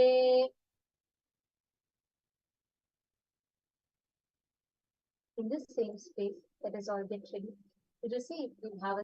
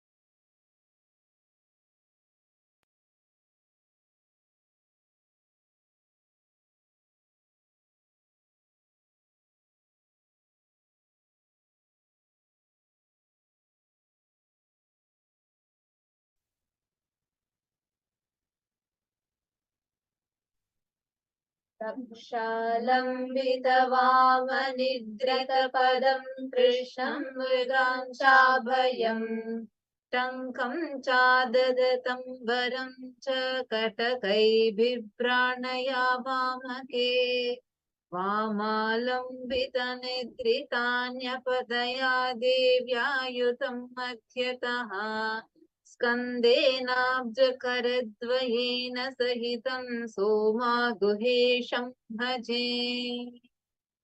Now, in this same space, let us all get ready to receive the Bhava Samadhi Darshan. Om Nithyananda Paramashivam. Om Nithyananda Paramashivam.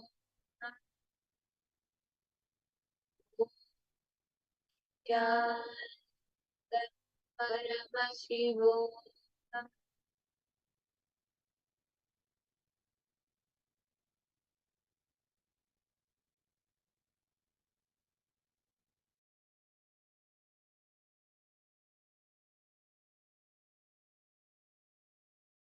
Connecting with the divine with your eyes closed is meditation. Connecting with the divine with your eyes open is darshan. Come, let us all now move from meditation to darshan. Slowly, very slowly, please open your eyes.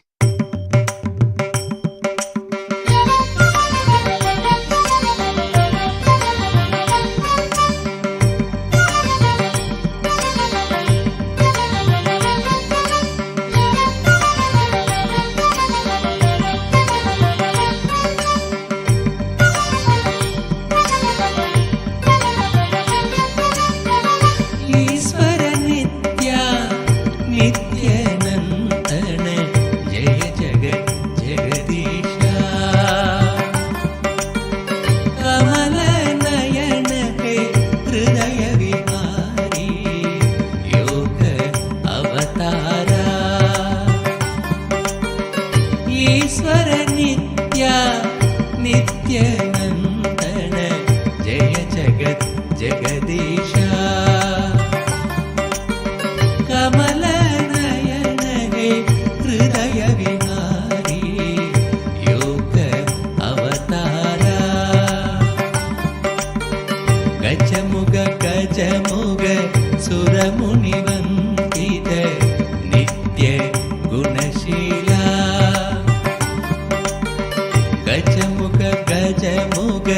सुरमुनिवन्दित नित्य गुणशीला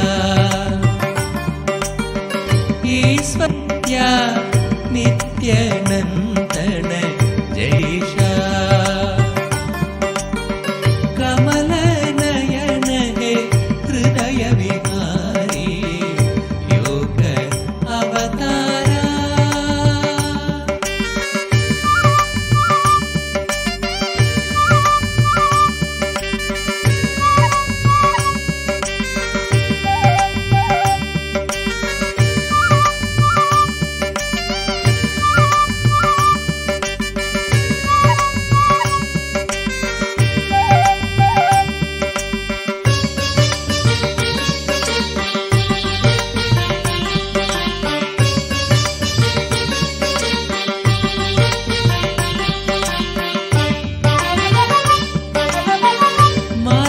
नित्येश्वरी प्रेममायि त्रिभुवनमोहिनी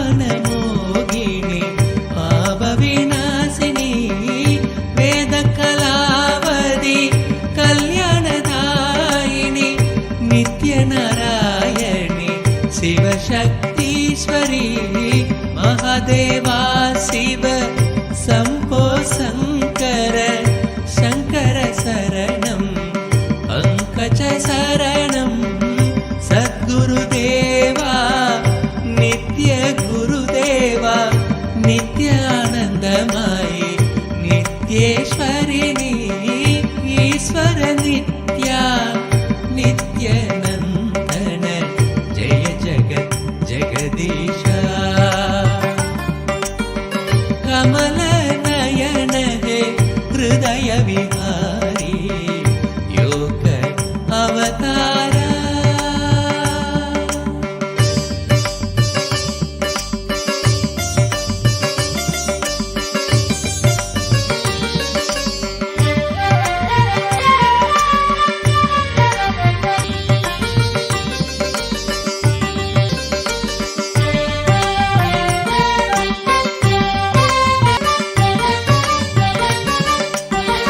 जय गुरुनाथ शिव गुरुनाथ ओम जय गुरुनाथ शिव गुरुनाथ दीनदयाळ सच्चिदानन्द शरणं शरणं नित्य गुरु शरणं नित्य निरञ्जन ज्योति स्वरूपा ओम नमः शिवाय नित्याय नमः ओम सदाशिवरञ्जनी नित्य निरञ्जनी मंगल गुरुमाता नित्येश्वरिणी ईश्वर नित्या नित्यानन्दन जय जगत् जगदीशा कमलनयन हे हृदय विहारी नित्य अवतारा नित्य अवतारा नित्य अवतारा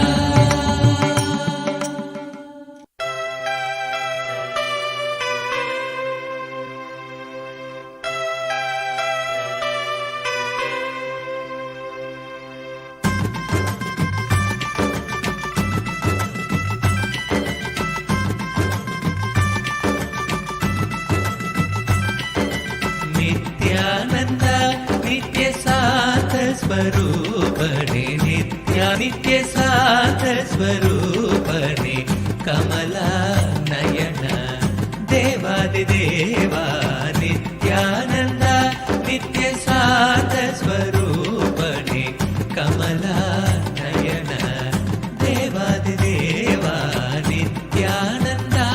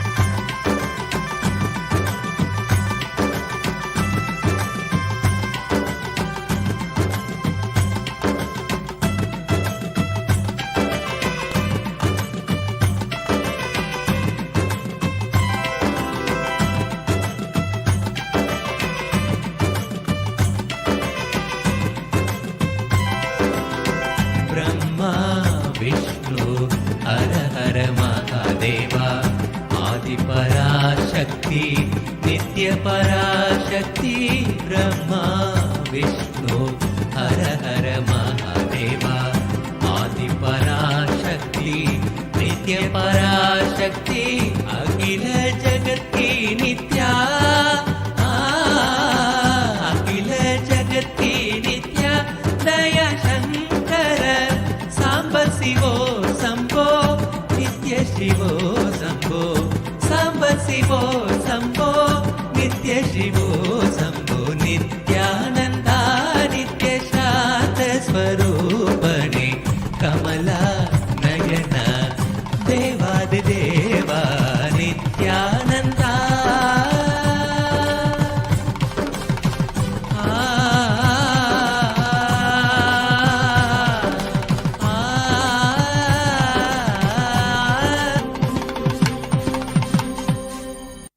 चलो चलो चलो चलो चलो चलो चलो चलो चलो चलो चलो रे चलो चलो चलो चलो चलो चलो चलो चलो चलो चलो चलो रे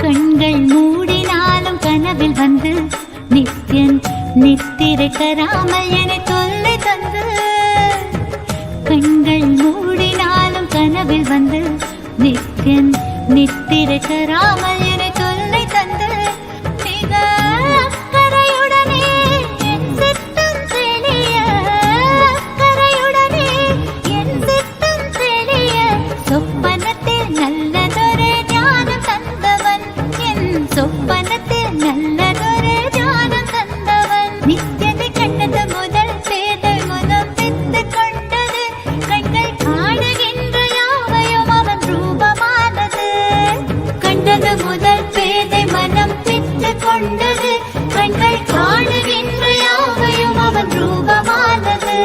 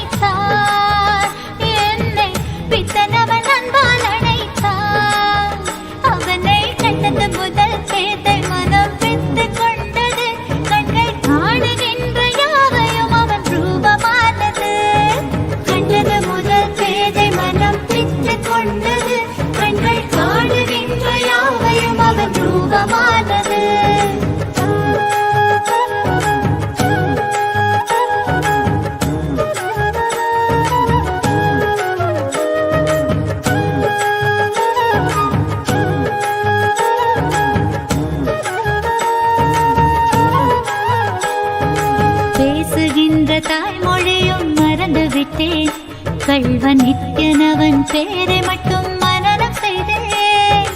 பேசுகின்ற தாய்மொழியும் மறந்து விட்டேன், கள்வன் நித்யனவன் பேரை மட்டும் மனனம் செய்தேன். என் தன் வாழ்வின் பொருளான அவன் காதல் பெறவே, வாழ்வின் பொருளான அவன் காதல் பெறவே, வேள்விகள் புரிந்தே அவன் பாதம் பணிந்தேன், பல வேள்விகள் புரிந்தே அவன் பாதம் பணிந்தேன். நித்யனை கண்டது முதல் மனம் பித்து கொண்டது, கண்கள் காணுகின்ற யாவையும் அவன் ரூபமானது. கண்டது முதல் பேதை மனம் பித்து கொண்டது, கண்கள் காணுகின்ற யாவையும் அவன் ரூபமானது.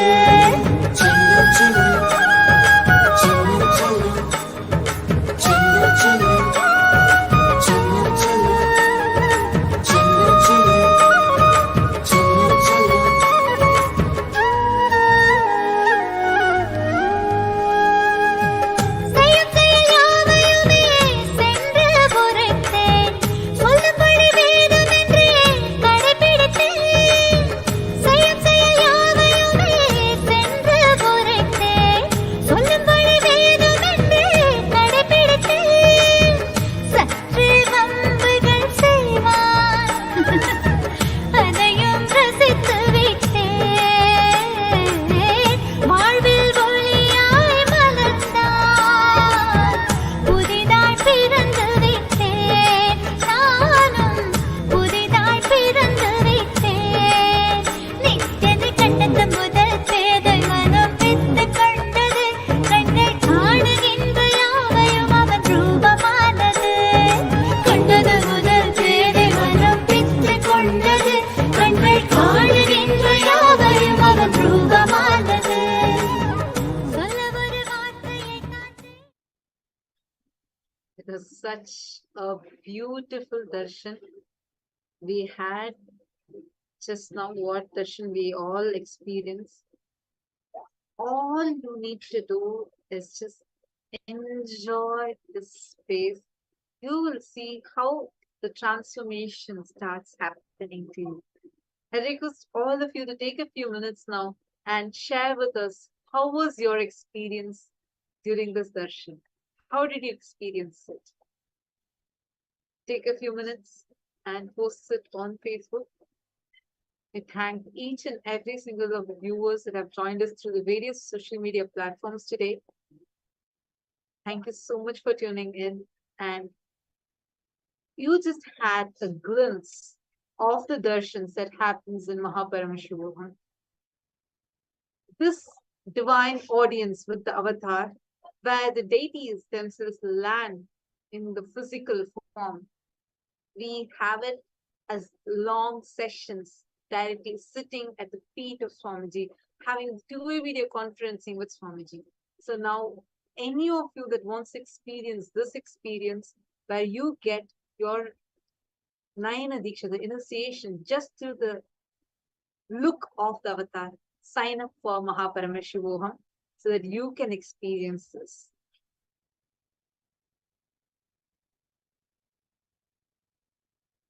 And thank you so much. Now, with this, we will be moving to the further sessions. And we thank all the viewers